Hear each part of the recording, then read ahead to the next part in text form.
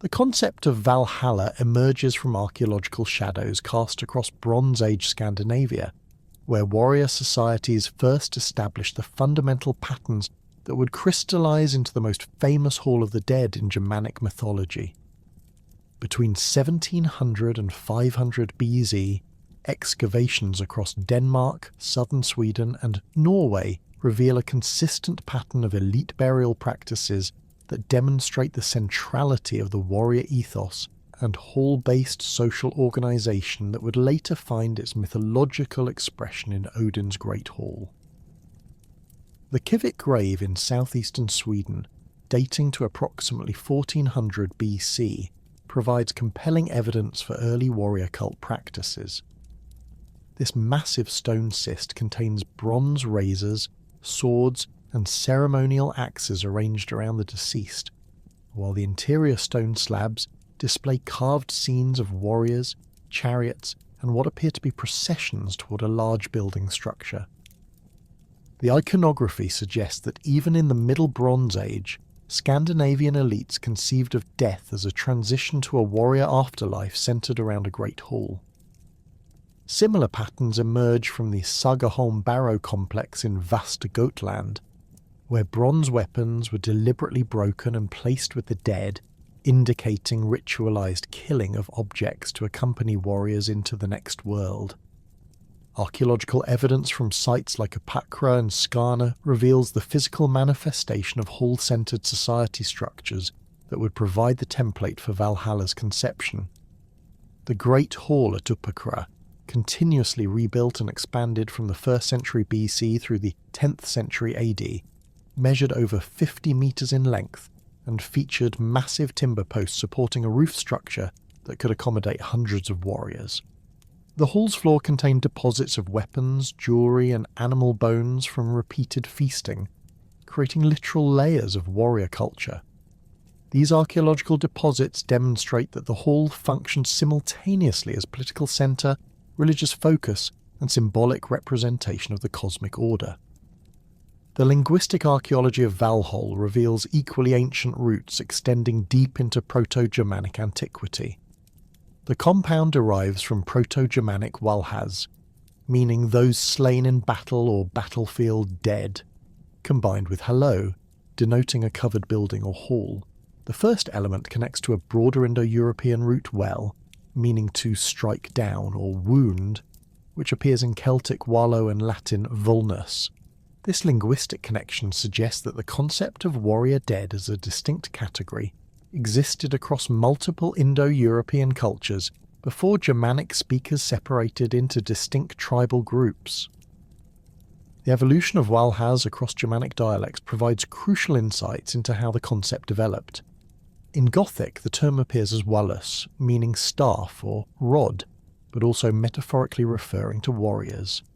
Old High German Wala originally denoted foreign warriors, particularly Celts, before expanding to mean any warrior dead. The Old Norse development into Valor represents the most specialised evolution of the term, indicating that Scandinavian cultures developed the most elaborate conceptual framework around warrior death. The consistency of the hallo element across all Germanic languages, Old English Hel, Old High German Halla, Gothic Hallus, demonstrates the fundamental importance of the hall structure in Germanic social organisation.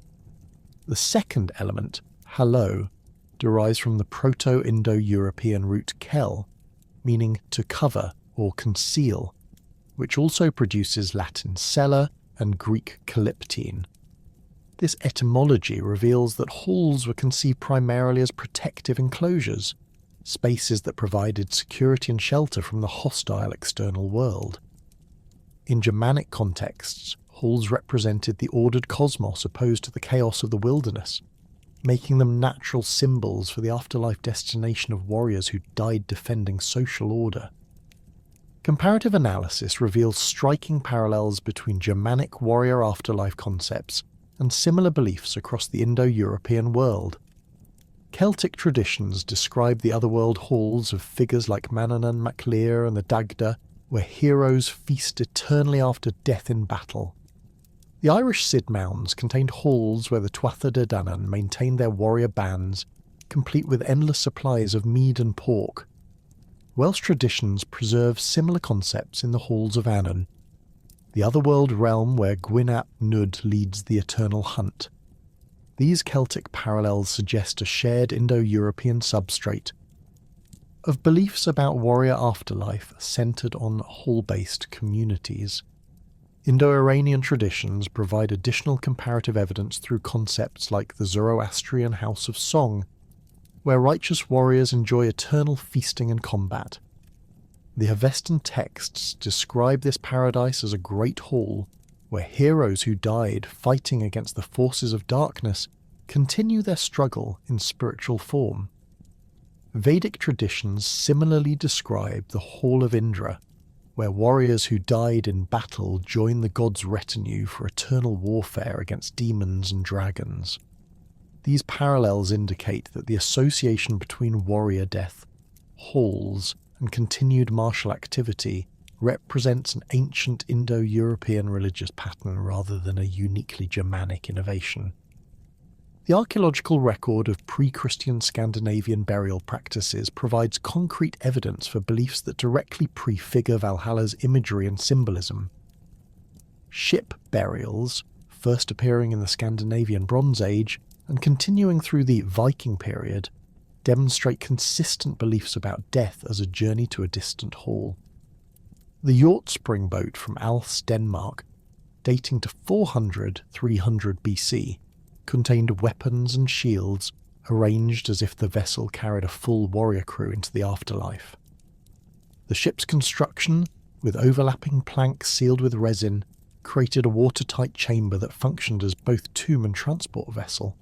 Later ship burials at sites like Sutton Hoo in England and Oseberg in Norway elaborate this pattern with increasingly sophisticated grave goods and architectural elements. The Oseberg ship burial contained not only weapons and jewellery, but also a wooden cart, sleds and textile fragments that suggest the deceased expected to maintain a complete household in the afterlife. The ship's construction included a burial chamber built into the vessel's centre, creating a hall-like space where the dead could hold court.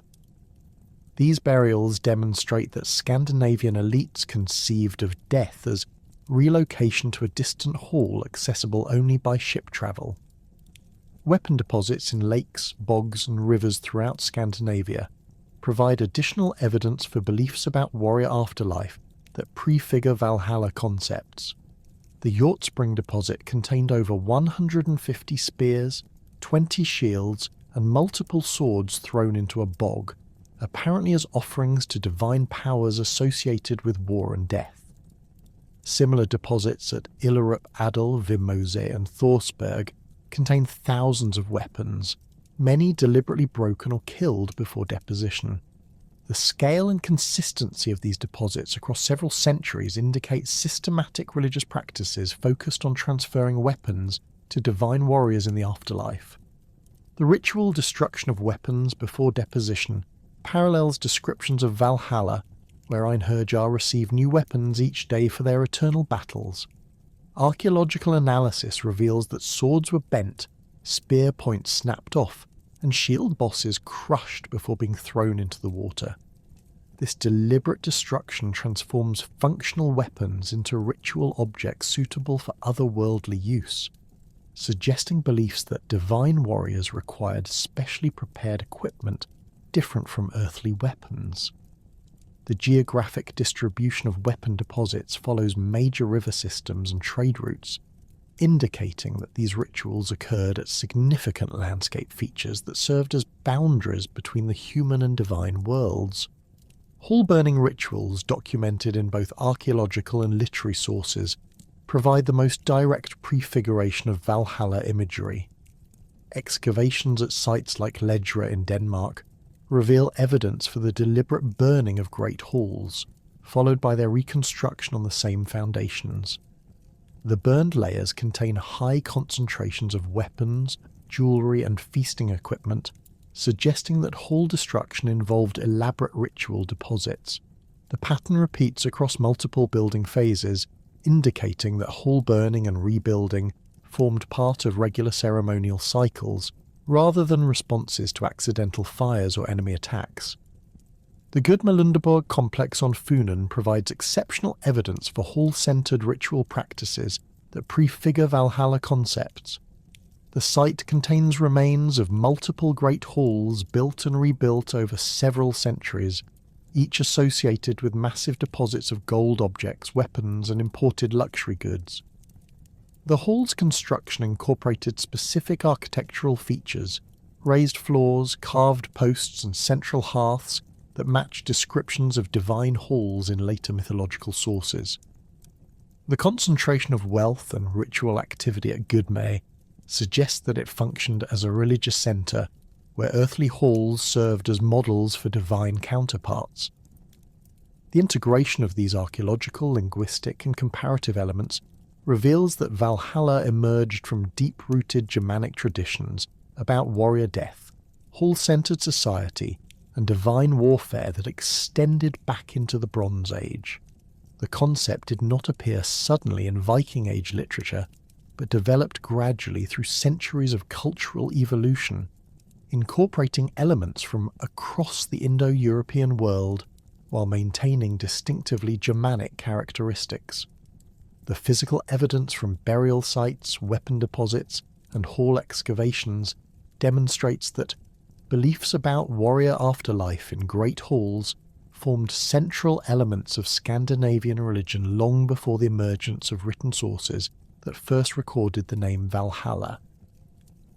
The transition from archaeological shadows to literary illumination occurs dramatically in the collection of mythological poetry known as the Poetic Edda, where Valhalla emerges fully formed as the central institution of the Germanic afterlife. These poems, preserved in the 13th century Codex Regius, but reflecting oral traditions extending back to the early Viking Age, provide the first detailed descriptions of Odin's hall and establish the foundational imagery that would dominate all subsequent treatments of the subject. The Edic corpus transforms the Proto-Germanic warrior afterlife concepts evidenced in Bronze Age burial practices into a sophisticated theological and cosmological system centred on Valhalla's role in the cosmic order. Grimnismal stands as the most comprehensive early source for Valhalla's physical description and organisational structure.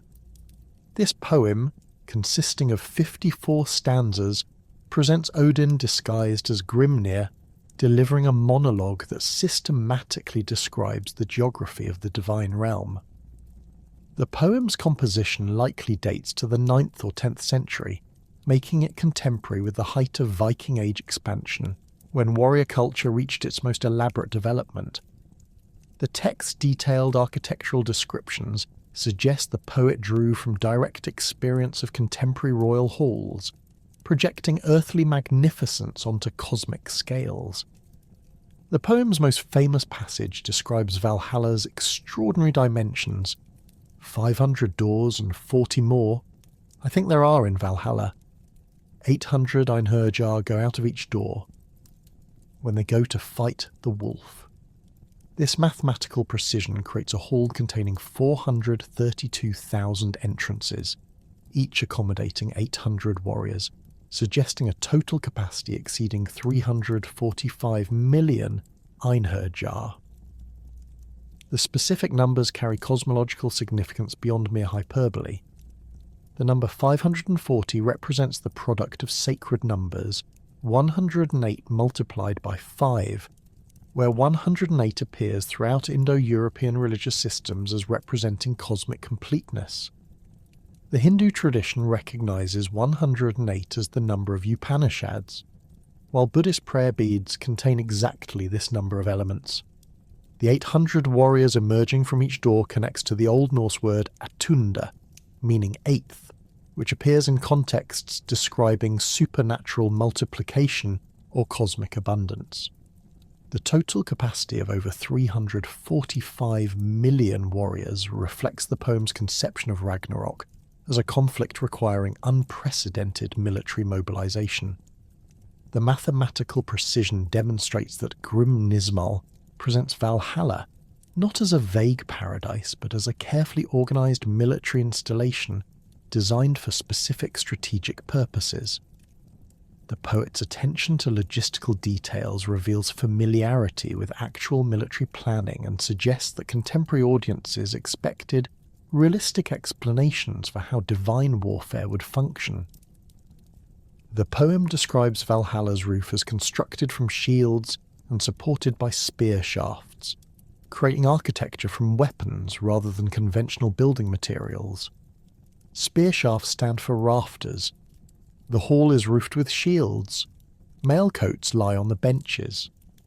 This weaponized architecture transforms the hall itself into an extension of military equipment, blurring boundaries between shelter and armament. The image reflects actual Viking-age practices where shields were used to create temporary shelters during military campaigns, but elevates this practical technique to cosmic proportions. The description continues with details about Valhalla's supernatural illumination. A wolf hangs in front of the western door, and an eagle hovers above. These guardian animals represent Odin's association with predatory creatures that consume battlefield dead. The wolf, Jerry, and eagle symbolize the transformation of carrion eaters into divine servants, suggesting that Valhalla exists at the intersection between death and regeneration. The western door's significance relates to sunset symbolism, where the daily death of light parallels the warrior's transition from earthly life to divine service. Grimnismal establishes Valhalla's daily routine through descriptions of the Einherjar's activities. All the Einherjar / every day choose the slain and ride from battle. Then they sit in peace together. This passage introduces the fundamental paradox of warrior afterlife, eternal combat combined with peaceful fellowship. The warriors spend each day fighting until death, then resurrect for evening feasting, creating a cycle that combines the ultimate warrior experience with complete social harmony. The poem presents this routine as the ideal resolution of earthly conflicts between martial prowess and community stability. The feasting descriptions emphasize supernatural abundance. The boar Serimnir is boiled every day and is whole again at evening. The cosmic pig provides unlimited meat for the Einherjar, while the goat Heidrun supplies endless mead from her udders. These images transform ordinary feast foods into regenerating resources that eliminate scarcity from the afterlife experience. The supernatural abundance ensures that competition for resources cannot disrupt the warrior's fellowship, creating perfect conditions for eternal military brotherhood. Völuspá, the opening poem of the Eddic collection, provides crucial context for Valhalla's role in cosmic history by describing its function during Ragnarok. The seeress's prophecy traces the universe's development from creation through destruction, positioning Valhalla as a critical element in the final battle between order and chaos. The poem's composition probably predates Grimnismal by several decades, suggesting that Valhalla's apocalyptic significance preceded detailed descriptions of its daily operations. The seeress describes Odin's recruitment of Einherjar. I see there wading Srara through heavy streams, men who broke oaths and murderers.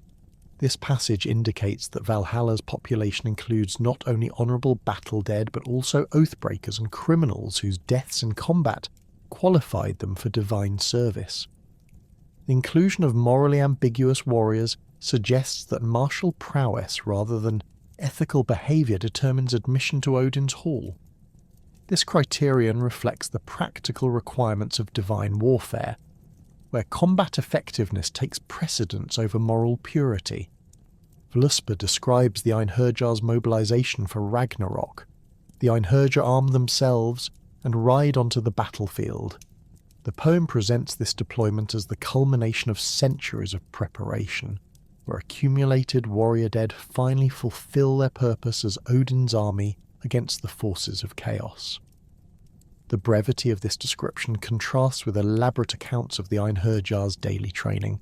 suggesting that their ultimate battle represents the natural conclusion of their eternal preparation rather than a dramatic transformation of their existence.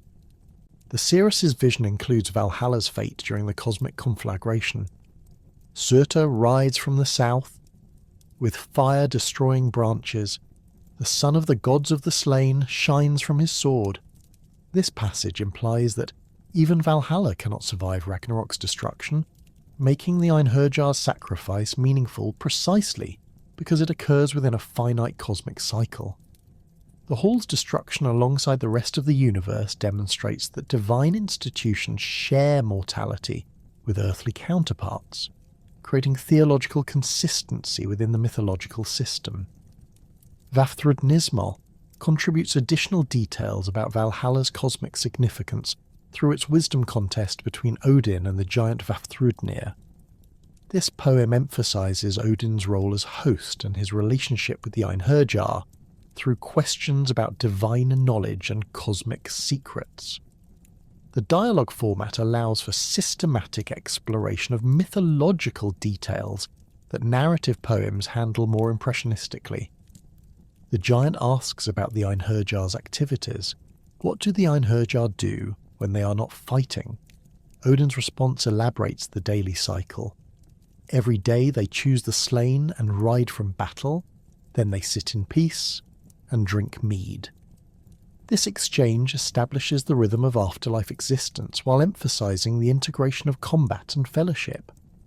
The giant's question suggests that even divine enemies recognize the Einherjar's importance in cosmic affairs, while Odin's detailed response demonstrates his intimate knowledge of their activities. The poem explores Odin's motivations for gathering warriors.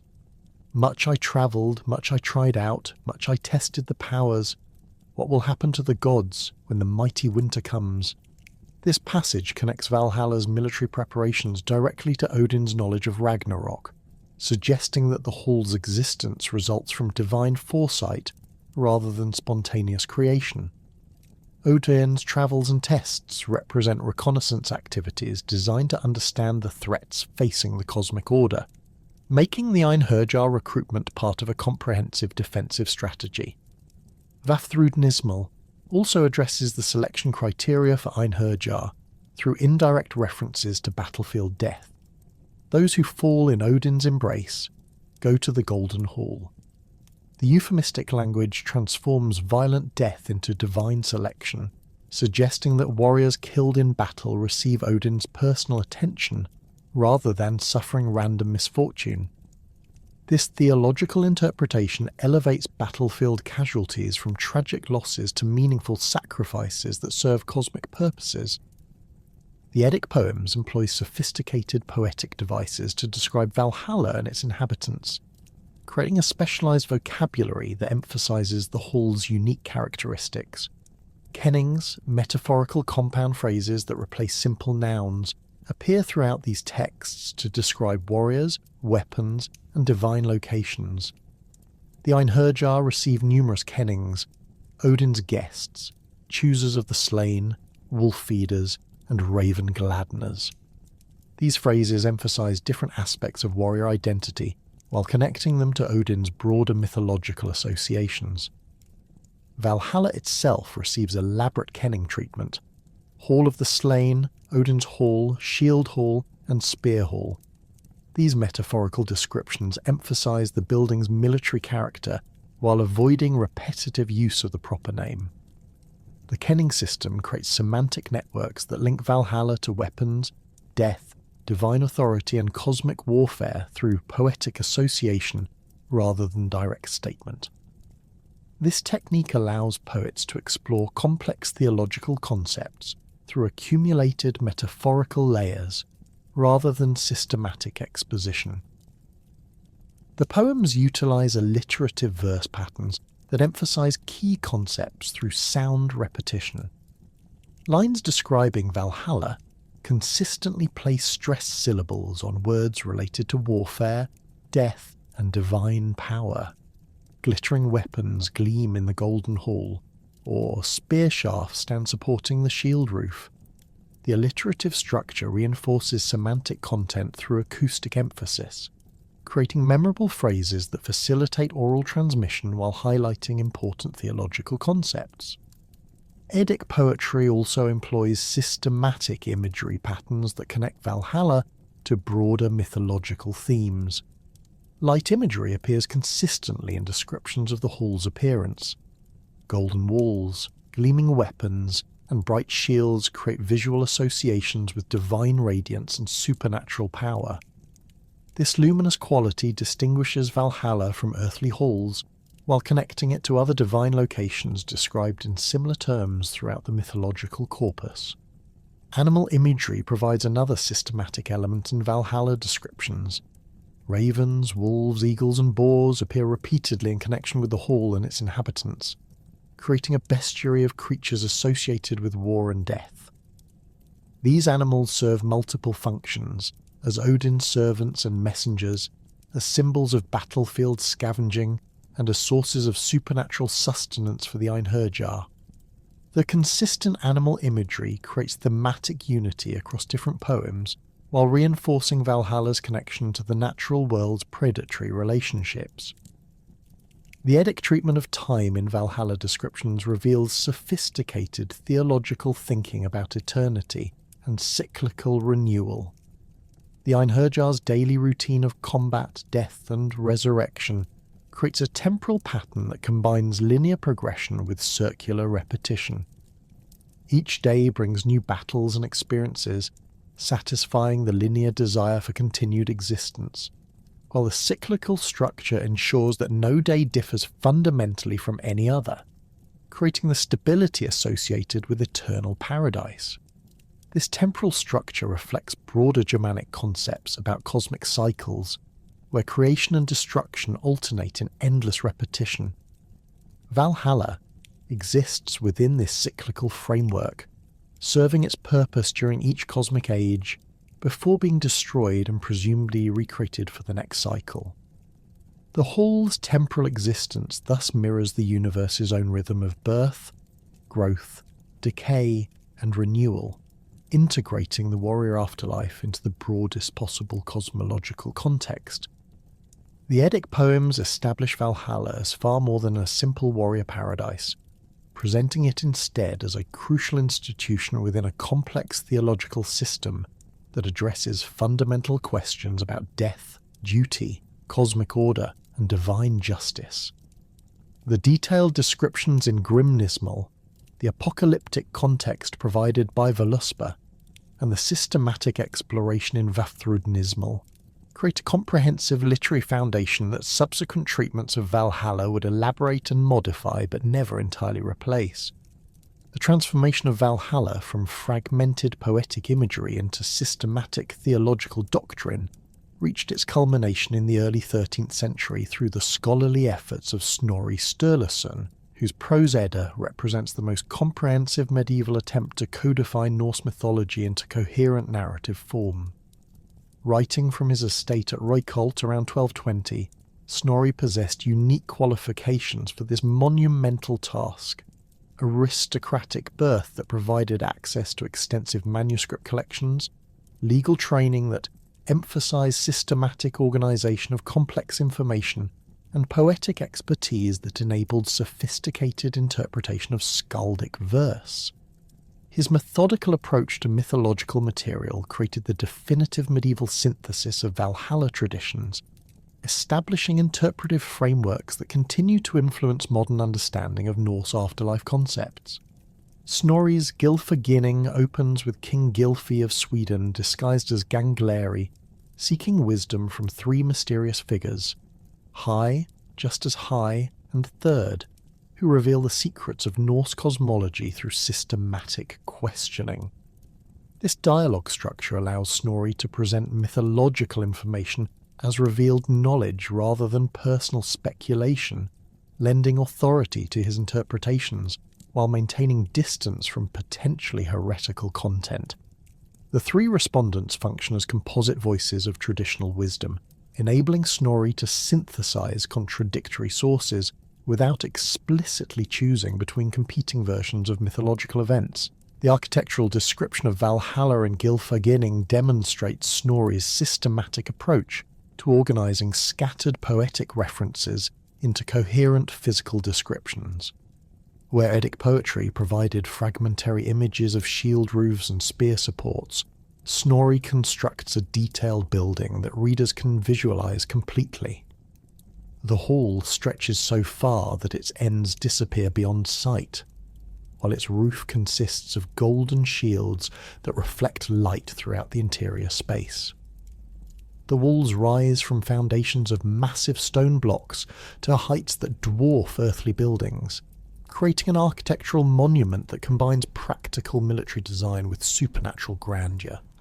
Snorri's description emphasises Valhalla's golden roof as its most distinctive architectural feature, departing from earlier poetic sources that focus primarily on weaponized construction materials. The golden covering serves multiple symbolic functions within his systematic presentation. It demonstrates Odin's wealth and power, provides supernatural illumination for the hall's interior, and creates visual connections to other divine locations described in similar terms throughout the mythological corpus.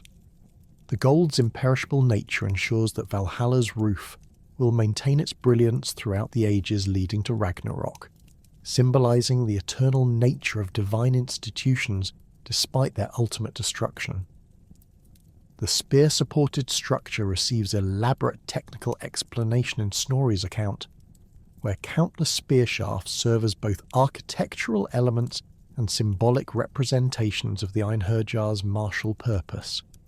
These supports consist of ashwood harvested from Yggdrasil's branches, connecting Valhalla's physical structure directly to the world tree that supports the entire cosmos.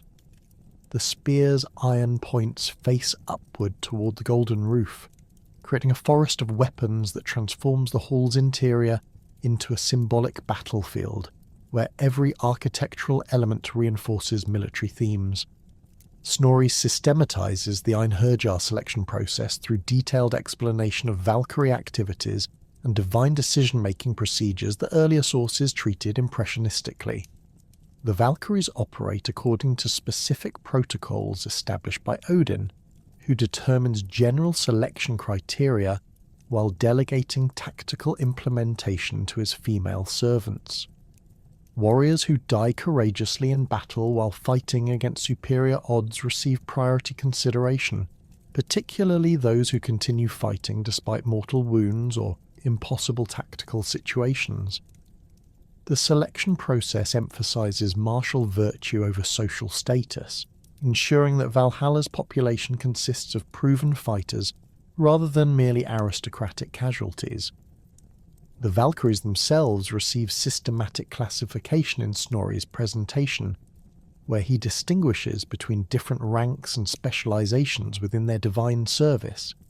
Senior Valkyries like Skuld and Gondul possess authority to make independent selection decisions during major battles, while junior members operate under direct supervision from their superiors.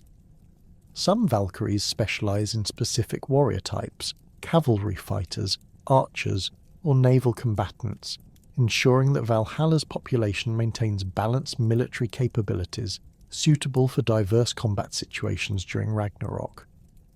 Snorri's account details the Valkyries' appearance and equipment with precision that reflects contemporary aristocratic military culture.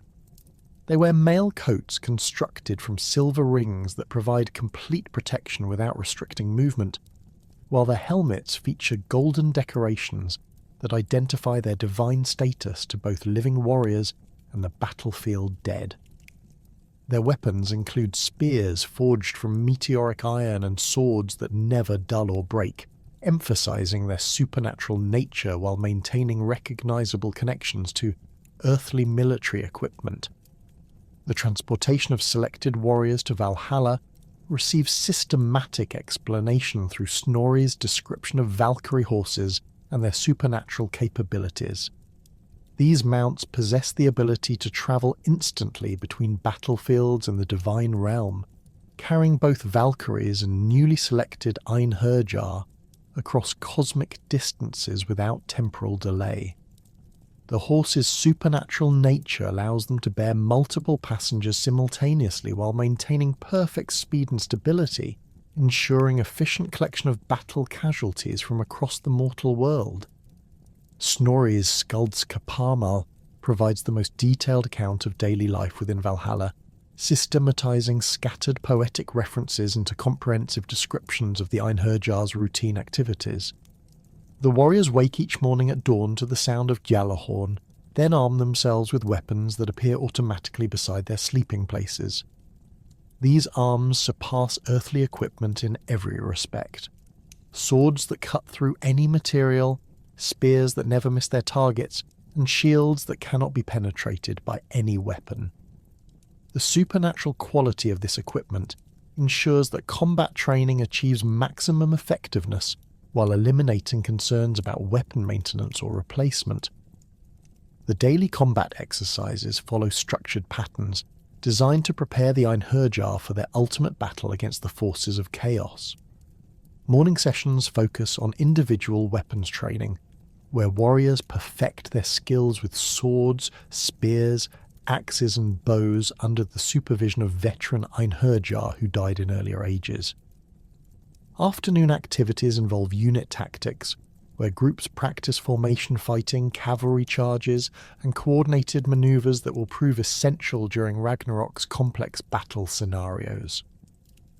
The most distinctive aspect of Valhalla's training regimen involves combat sessions where Einherjar fight each other to actual death, then resurrect for evening feasting. This practice allows warriors to experience the full intensity of mortal combat without permanent consequences, creating training conditions that perfectly replicate battlefield reality. The daily death and resurrection cycle also serves theological purposes within Snorri's systematic presentation, demonstrating divine power over mortality while ensuring that aggressive impulses find appropriate outlets that do not disrupt the hall's social harmony. Snorri systematizes the evening feasting through detailed descriptions of supernatural food sources and service procedures that transform scattered mythological references into coherent institutional practices.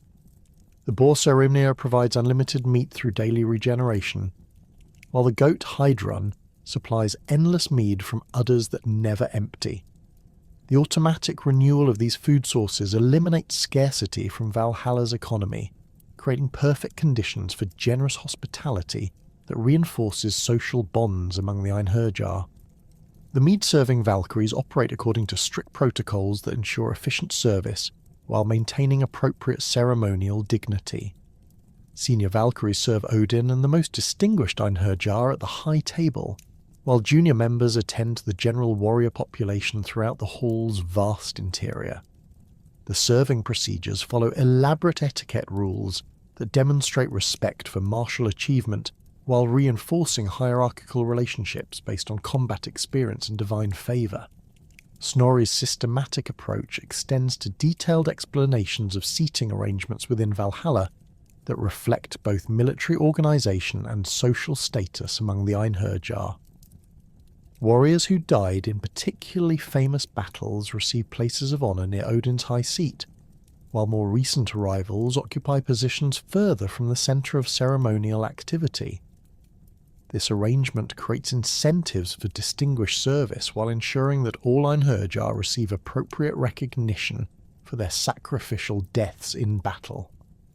The integration of Christian theological concepts into Snorri's presentation of Valhalla represents his most sophisticated interpretive achievement, where he transforms pagan afterlife beliefs into forms compatible with medieval Christian cosmology without completely abandoning their distinctive Norse characteristics. Snorri presents Odin as a powerful but ultimately finite being who operates within cosmic limitations rather than exercising absolute divine authority. This theological framework allows Christian readers to appreciate Norse mythology as a historical curiosity, rather than competing religious system, while preserving the dramatic tension essential to mythological narrative. Snorri's Christian influences appear most clearly in his moral interpretation of the Einherjar selection process. where he emphasizes divine justice and ethical considerations that receive minimal attention in earlier sources. Warriors who die defending innocent people or protecting their communities receive preferential consideration for Valhalla admission, while those killed during raids or aggressive warfare face more stringent evaluation of their motivations and conduct. This moral framework transforms Valhalla from a simple warrior paradise into an institution that rewards virtuous behaviour rather than mere combat effectiveness. The concept of divine judgment permeates Snorri's systematic presentation through repeated emphasis on Odin's wisdom and moral authority in selecting Einherjar candidates. Odin possesses complete knowledge of each warrior's thoughts, motivations, and past actions, enabling perfectly just decisions about afterlife destinations. This omniscient divine authority reflects Christian theological concepts, while maintaining distinctively Norse characteristics that prevent complete assimilation to medieval Christian doctrine. Snorri's methodology in reconstructing Valhalla mythology demonstrates sophisticated scholarly techniques that anticipate modern historical and philological approaches to ancient sources. He systematically collected skaldic poetry from multiple periods and regions, comparing different versions of mythological references to identify consistent elements while noting significant variations. This comparative approach enabled him to distinguish between essential mythological content and local or temporal modifications that reflected specific cultural contexts rather than universal Norse beliefs. The use of skaldic poetry as primary source material required sophisticated interpretive skills due to the complex metaphorical language and cultural assumptions embedded in these texts. Snorri's legal training provided essential background for analysing the precise terminology and technical vocabulary that skalds employed when describing mythological subjects. His familiarity with contemporary Icelandic legal procedures also enabled him to understand the institutional frameworks that earlier poets assumed their audiences would recognise automatically. Snorri's systematic citation of specific skaldic verses throughout his prose narrative creates a scholarly apparatus that allows readers to evaluate his interpretive decisions against the primary sources he consulted. This methodological transparency demonstrates intellectual honesty while providing evidence for the widespread distribution of Valhalla traditions across different periods and regions of the Norse cultural sphere. The consistent appearance of similar imagery and concepts in poetry attributed to different composers from various centuries supports Snorri's claim that his systematic presentation reflects authentic traditional beliefs rather than personal speculation. The integration of oral traditions into Snorri's written synthesis required careful evaluation of the reliability and antiquity of different narrative elements. Snorri possessed access to elderly informants who preserved traditional stories through memorized recitation, enabling him to supplement written sources with oral material that might preserve authentic details absent from surviving manuscripts. His systematic comparison of oral and written traditions reveals sophisticated understanding of how mythological knowledge transmitted across generations through different media. Snorri's treatment of contradictory source materials demonstrates methodological sophistication that acknowledges the complexity of traditional knowledge systems while maintaining narrative coherence in his systematic presentation. When sources provided incompatible details about Valhalla's characteristics or the Einherjar's activities, Snorri typically selected the version that best integrated with his overall interpretive framework while noting alternative traditions in subsidiary passages. This approach preserves valuable information about mythological variation, while avoiding the confusion that would result from presenting all contradictory elements as equally authoritative.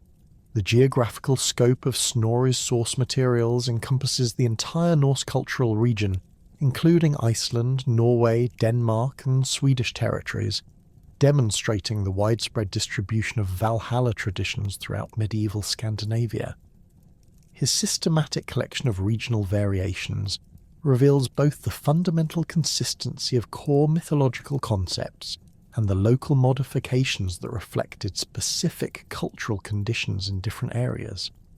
This comprehensive geographical coverage supports the authenticity of his systematic presentation, while documenting the cultural unity that characterized Norse civilization despite political fragmentation. The emergence of Valkyries as central figures in Valhalla's mythology represents one of the most complex evolutionary processes in Germanic religious development, transforming from primitive battlefield spirits into sophisticated divine agents responsible for warrior selection and cosmic order maintenance. Archaeological evidence from the 6th through 10th centuries reveals this transformation through material culture, while literary sources document the theological refinement that elevated Valkyries from terrifying death demons to noble handmaidens of Odin. The Valkyrie connection to Valhalla extends beyond simple messenger duties to encompass fundamental questions about divine justice, warrior virtue, and the mechanisms through which mortal actions achieve cosmic significance.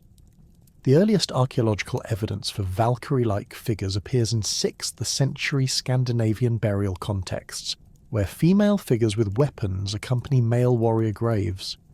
The Vendel period cemetery at Gamla Uppsala contains several burials where bronze figurines depicting armed women were placed alongside swords, spears, and shields. These figurines measure between 3 and 7 centimeters in height and display consistent iconographic features. Long hair bound with metal circlets, knee-length tunics, and spears held in aggressive postures.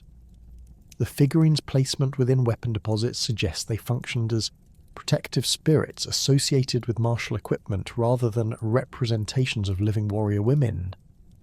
Similar figurines from the Valsgard cemetery complex show evolutionary development in Valkyrie iconography during the 7th and 8th centuries. Later examples display more elaborate clothing details, including what appear to be mail shirts rendered in miniature bronze scales. The spears become longer and more prominent, while some figures carry circular objects that likely represent shields.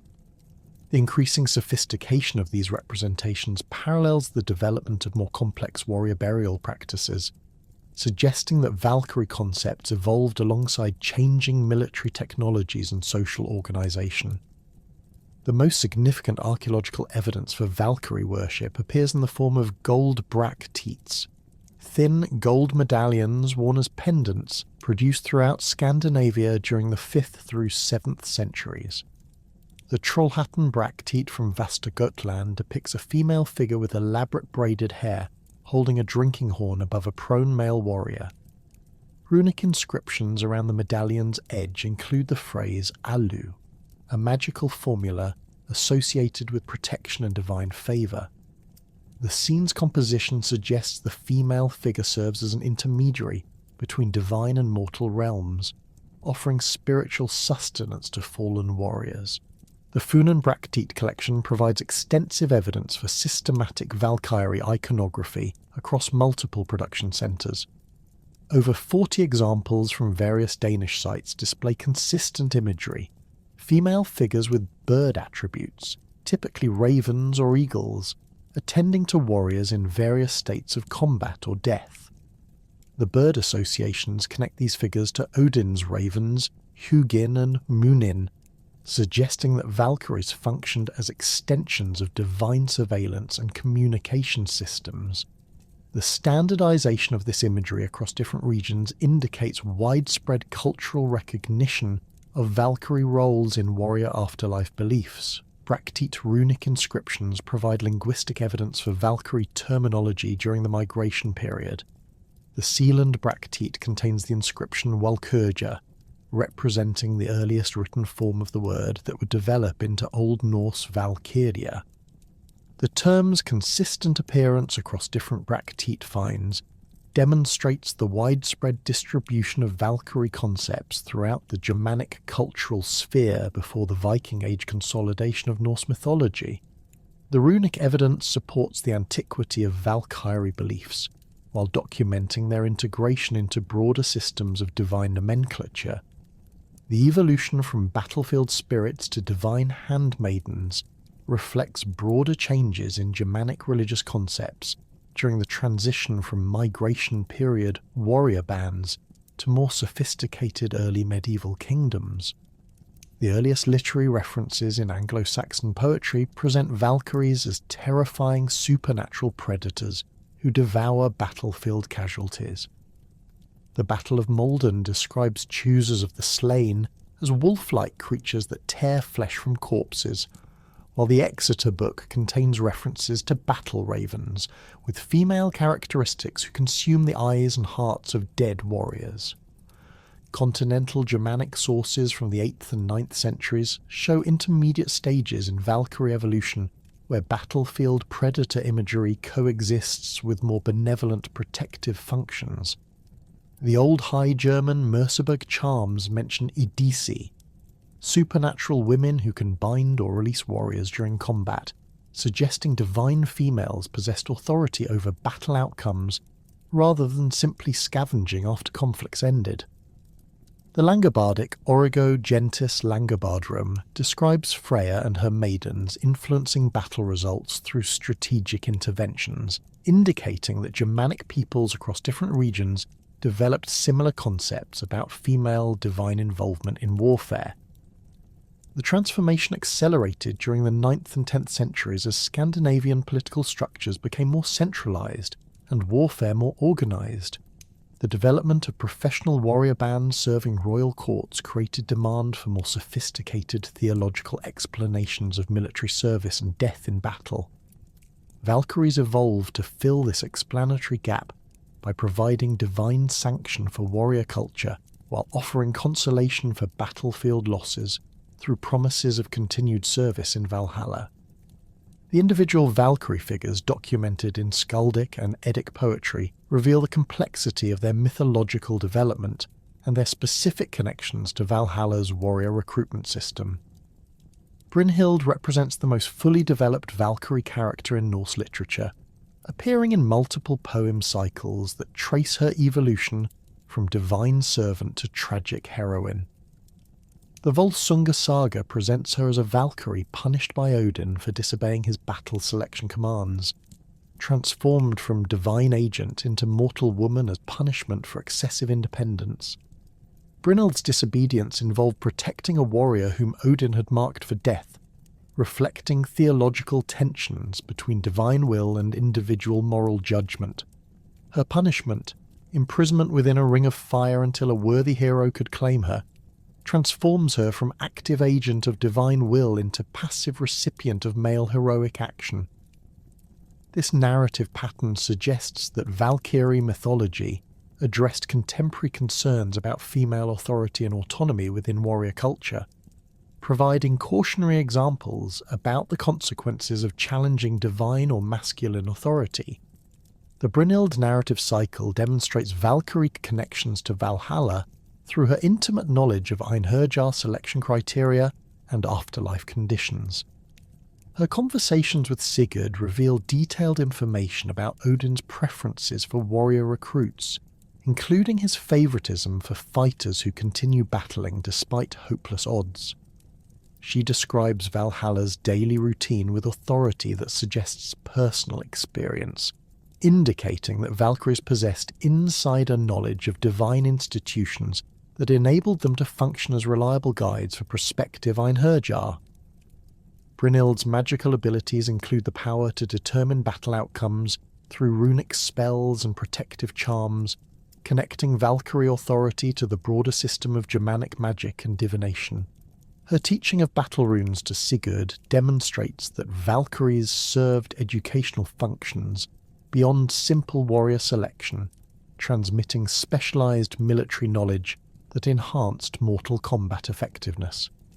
This pedagogical role suggests that Valkyries functioned as intermediaries between divine wisdom and human application, making them essential components of the theological system that connected earthly warfare to cosmic purposes. Sigrun appears in the Helgi poems as a Valkyrie whose love for the hero Helgi creates conflicts between personal desire and divine duty.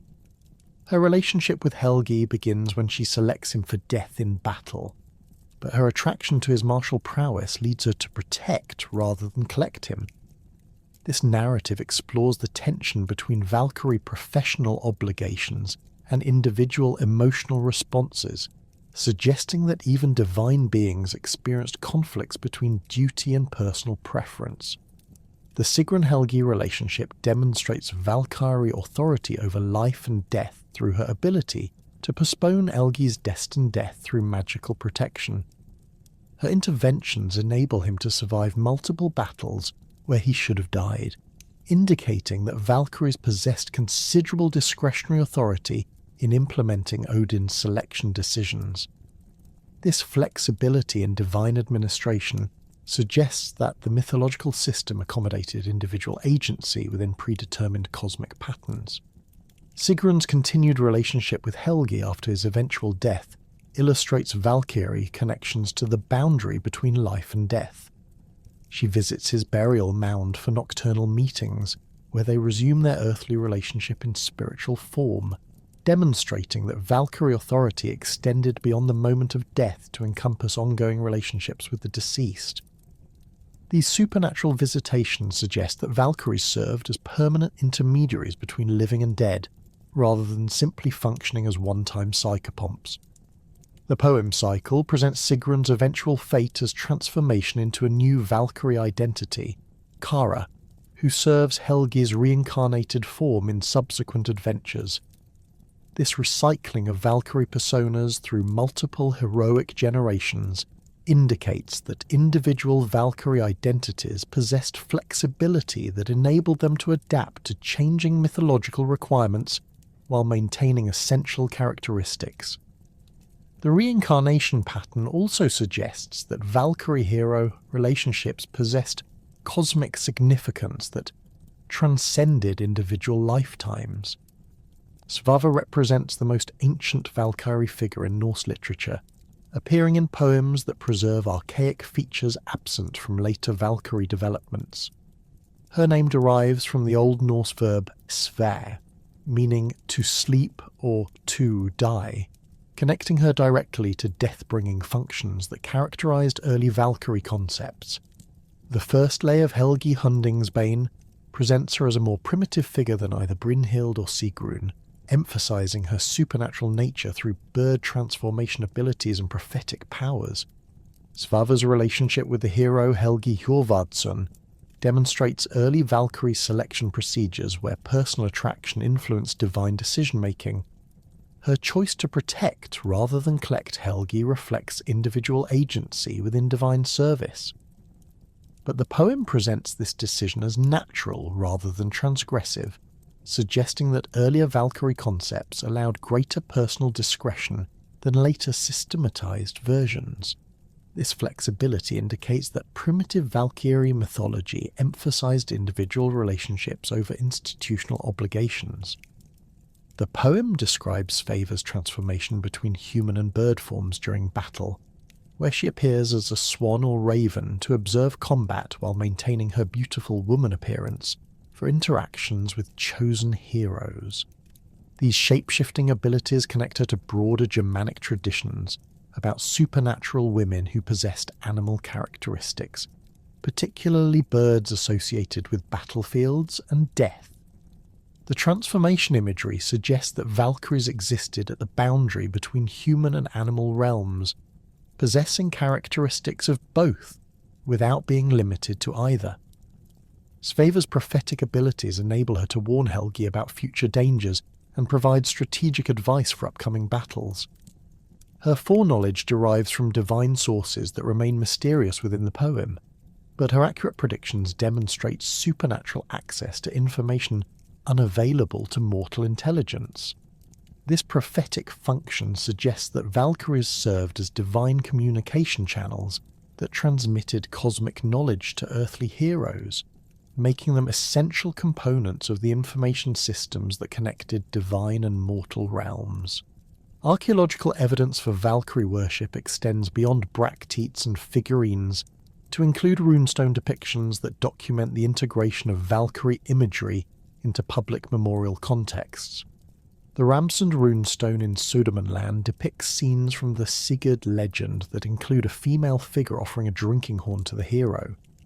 The figure's elaborate dress and prominent position within the carved narrative suggest divine status, while her association with the drinking horn connects her to Valkyrie's serving functions within Valhalla's feasting halls.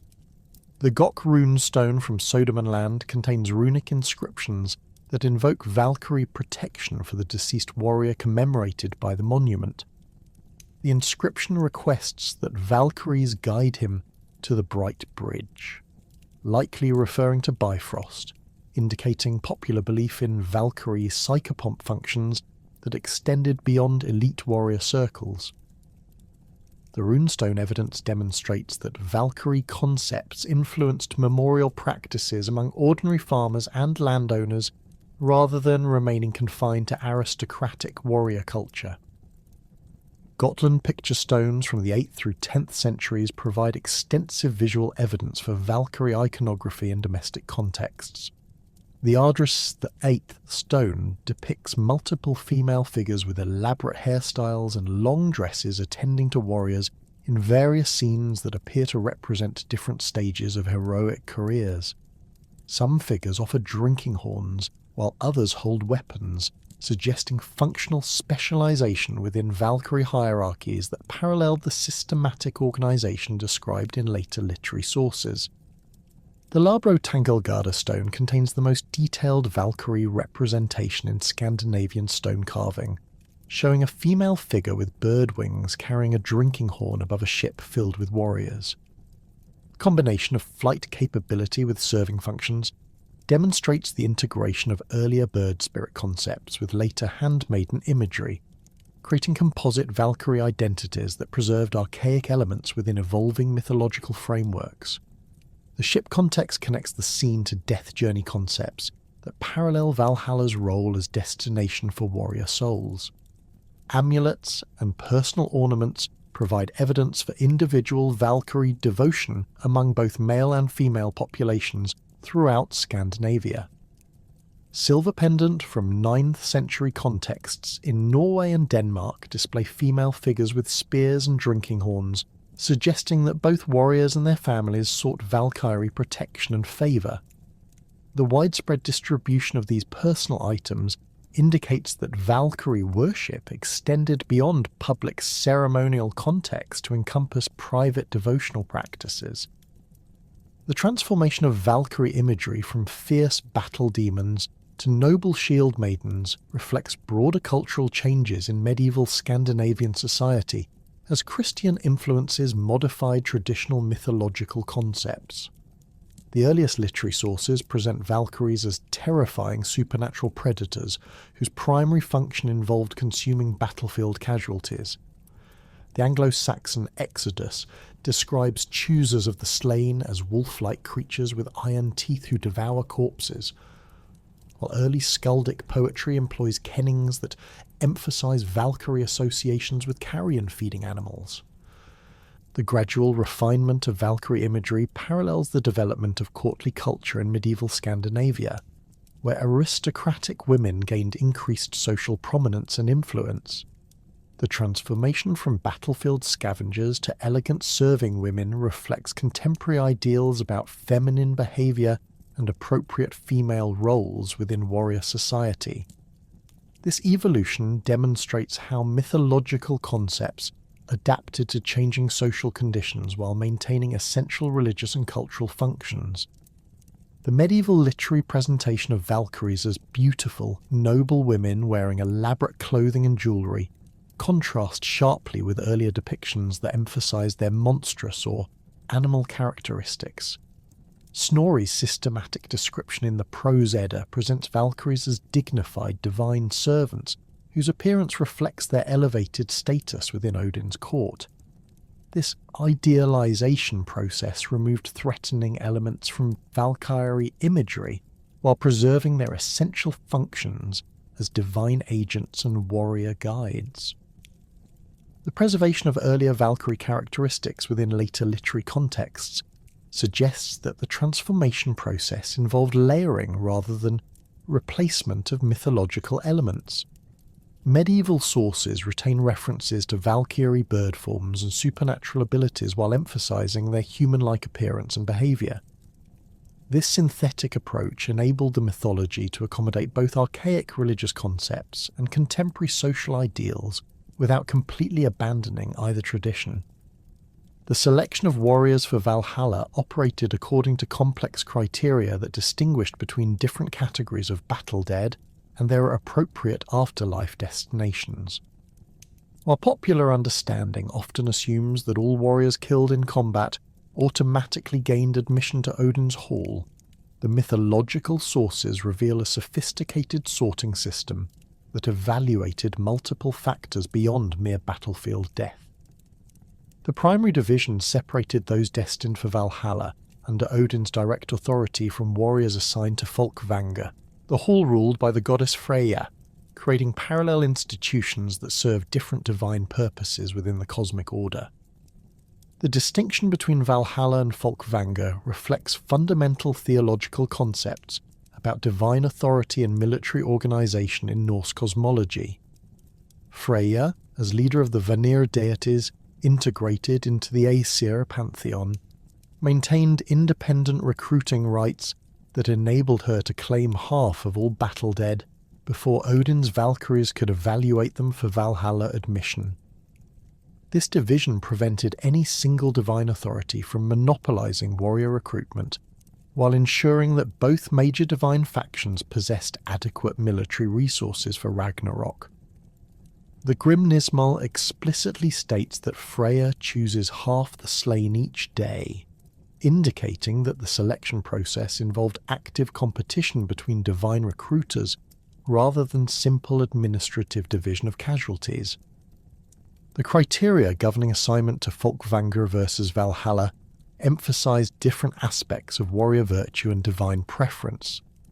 Freyja's selections prioritized warriors who died defending their families, communities, or religious sites, reflecting her associations with fertility, protection, and domestic prosperity.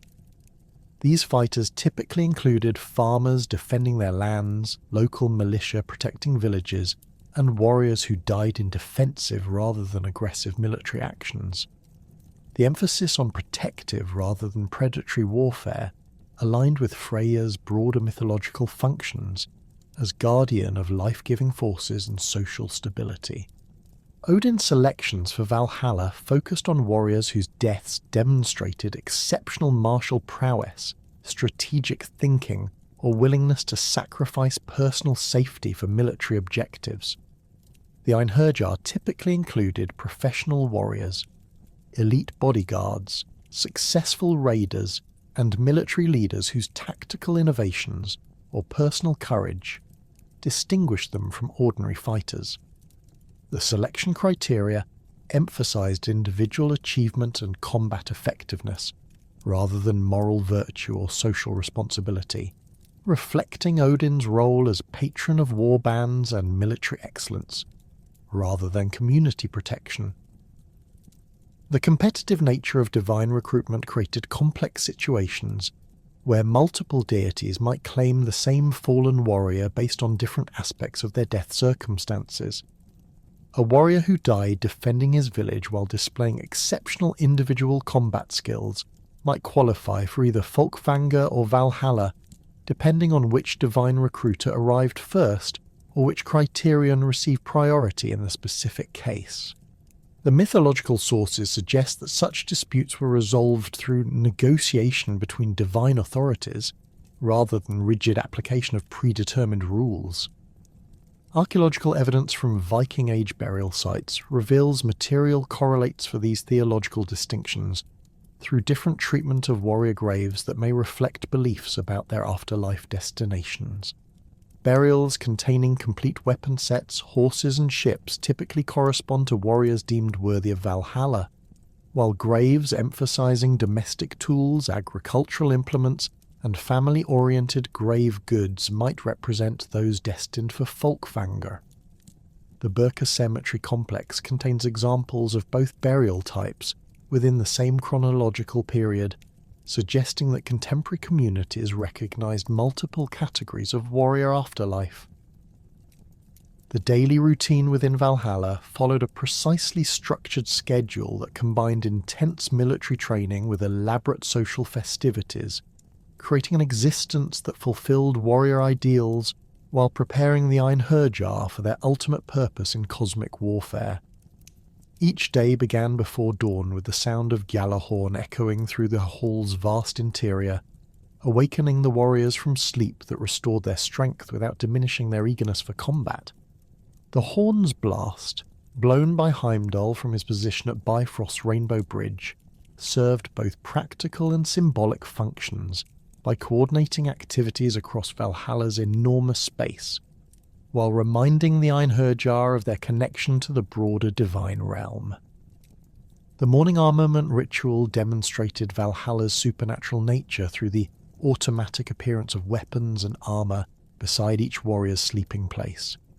These items surpassed earthly military equipment in every aspect: swords that maintained perfect sharpness regardless of use, spears that flew unerringly to their targets, axes that could cleave through any material, and shields that provided complete protection without restricting movement. The weapon's supernatural properties ensured that training exercises achieved maximum educational value while eliminating practical concerns about equipment maintenance, replacement, or availability that constrained earthly military forces. The Einherjar's armour consisted of mail shirts woven from rings of imperishable metal that provided complete protection while weighing no more than ordinary clothing. Helmets crafted from precious metals bore decorative elements that identified each warrior's earthly origins, military specializations, and notable battlefield achievements, creating visual systems that facilitated organization and recognition within Valhalla's massive population. The armor's supernatural properties included automatic sizing adjustments that ensured perfect fit regardless of the wearer's physical dimensions, accommodating warriors from different historical periods and cultural backgrounds within standardized equipment systems. The morning combat exercises followed systematic patterns designed to maintain and enhance the Einherjar's military skills through progressively challenging scenarios that replicated every conceivable battlefield situation. Individual weapons training occupied the first several hours after dawn, with warriors practicing sword techniques, spear work, archery and axe fighting under the supervision of veteran Einherjar who had mastered these skills through centuries of daily practice. The training areas extended across vast courtyards surrounding Valhalla's main structure, providing adequate space for thousands of simultaneous individual exercises without interference or crowding. The weapons training emphasized techniques specific to the cosmic warfare expected during Ragnarok, including methods for fighting supernatural enemies whose capabilities exceeded those of mortal opponents. The Einherjar learned to combat giants whose size and strength dwarfed human limitations, dragons whose breath could melt conventional armour, and shape-shifting enemies whose forms changed unpredictably during battle. These specialised techniques required modifications of standard fighting methods that earthly warriors never encountered, making Valhalla's training regimen essential preparation for cosmic combat conditions. Unit formation exercises occupied the middle portion of each day's training schedule, where groups of Einherjar practiced coordinated manoeuvres that would prove essential during Ragnarok's large-scale battles. These exercises included cavalry charges using supernatural horses that could travel instantly across any terrain, infantry formations designed to maintain cohesion against overwhelming numerical odds, and combined arms tactics that integrated different weapon types into unified combat systems. The formations accommodated warriors from different historical periods, whose earthly military experience involved varying tactical doctrines and technological capabilities. The most distinctive aspect of Valhalla's training involved combat sessions, where Einherjar fought each other with full intensity until death. then immediately resurrected to continue their activities without permanent injury or psychological trauma. This practice enabled warriors to experience the complete spectrum of combat situations, including their own deaths, without the permanent consequences that limited earthly training effectiveness. The daily death and resurrection cycle served multiple purposes. It maintained combat edge through constant exposure to mortal danger, eliminated fear of death that could compromise battlefield performance, and demonstrated divine power over mortality that reinforced the Einherjar's confidence in their supernatural status. The resurrection process occurred instantaneously upon death, with fallen warriors immediately returning to full health and vigour without memory of pain or suffering from their fatal wounds. This supernatural healing eliminated the psychological trauma typically associated with violent death, while preserving the educational value of experiencing combat's ultimate consequences. The Einherjar retained complete tactical memory of their deaths, enabling them to analyse their mistakes and improve their performance in subsequent training sessions. The combat exercises included scenarios designed to replicate specific threats expected during Ragnarok, based on prophetic knowledge available to Odin through his ravens, his eight-legged horse Sleipnir's travels, and his personal reconnaissance missions throughout the Nine Worlds. The Einherjar practiced fighting the wolf Fenrir, whose size and ferocity exceeded any earthly predator, the Midgard serpent Jormungandr, whose poison breath could kill even divine beings, and the fire giant Surta, whose flaming sword could destroy entire worlds. These specialised training scenarios required tactical innovations and equipment modifications that distinguished Ragnarok warfare from ordinary military conflicts. The evening transition from combat training to festive celebration demonstrated Valhalla's dual nature as both military installation and social paradise, where the same warriors who spent their days in deadly combat gathered each evening for elaborate feasts that reinforced their bonds of fellowship and shared purpose. The transformation from battlefield to banquet hall occurred automatically at sunset, when the training areas cleared and the Einherjar assembled within Valhalla's main structure for meals that combined supernatural abundance with ceremonial dignity appropriate to their divine status.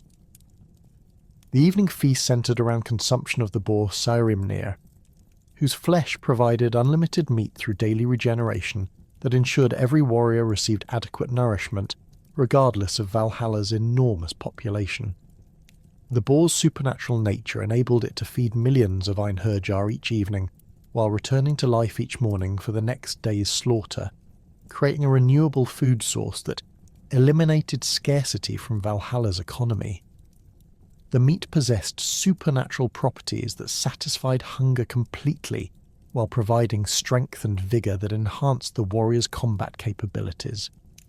The preparation and serving of Saehrimnir followed elaborate ceremonial procedures that honoured the boar's sacrifice, while demonstrating proper respect for the divine gift of unlimited sustenance. The cook Andrimnir possessed supernatural culinary skills that ensured perfect preparation regardless of the quantity required, while the serving process involved hundreds of Valkyries who distributed portions according to strict protocols that reflected military hierarchy and social status within the Einherjar community.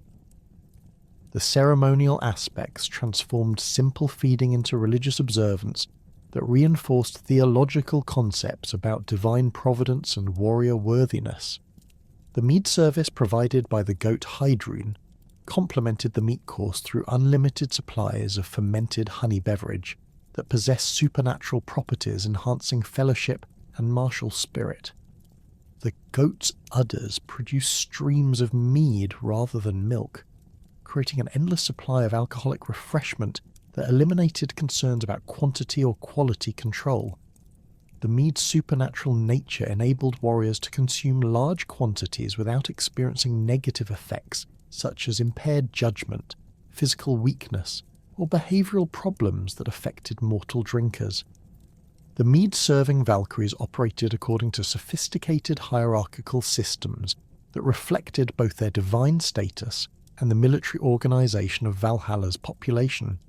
Senior Valkyries like Skuld, Gondel and Hilda served Odin and the most distinguished Einherjar at elevated tables that provided clear views of the entire hall, while junior Valkyries attended to the general warrior population throughout the building's vast interior spaces.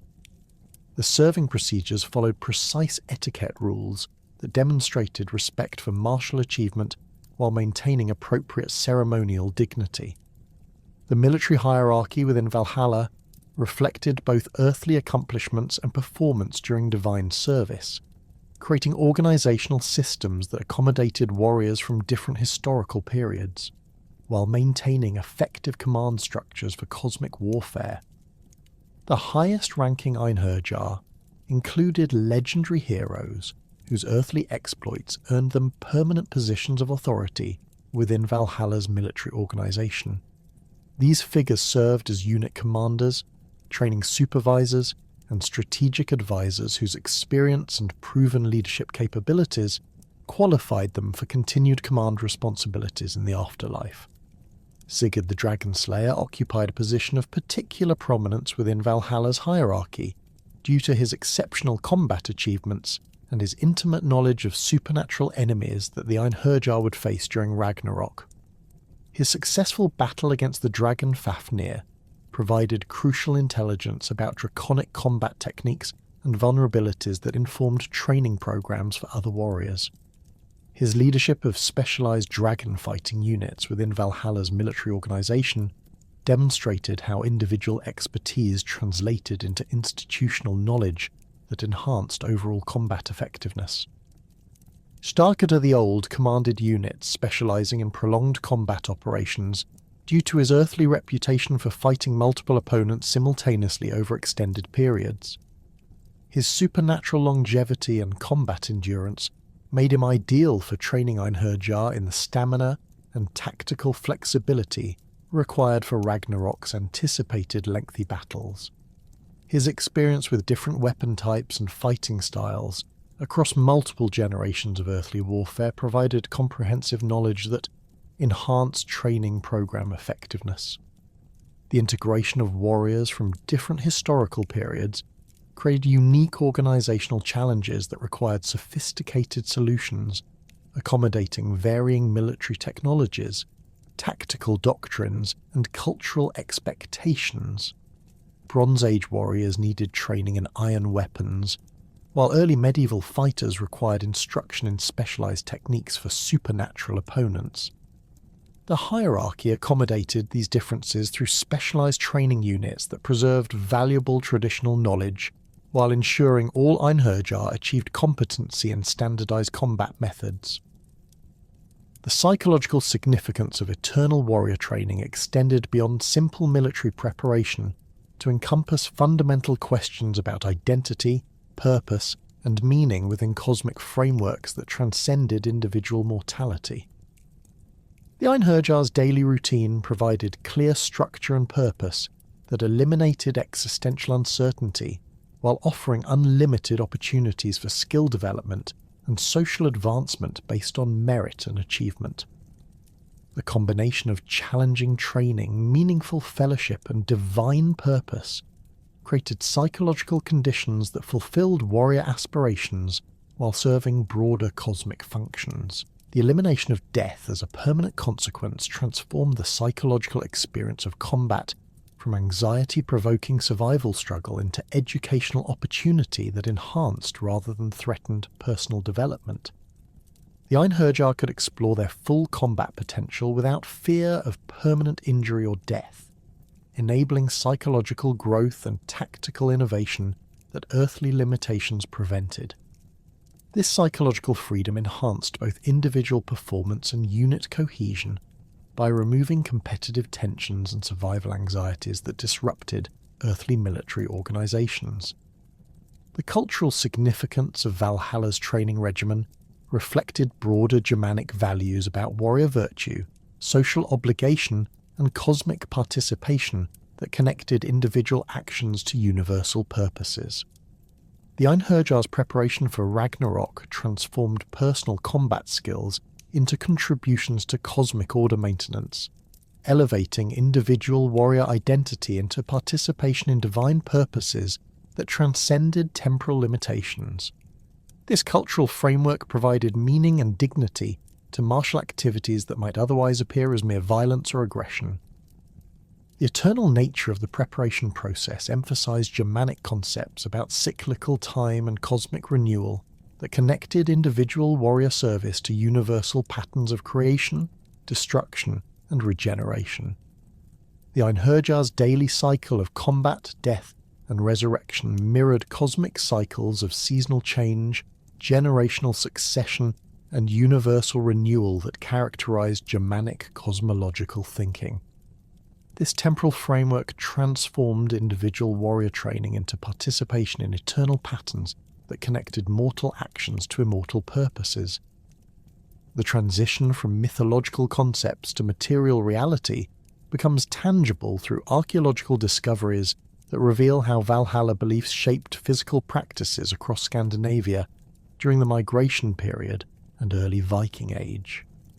The excavation of great halls, weapon deposits, burial sites, and carved monuments provides concrete evidence for the cultural importance of warrior afterlife concepts that found their ultimate expression in Odin's mythical hall.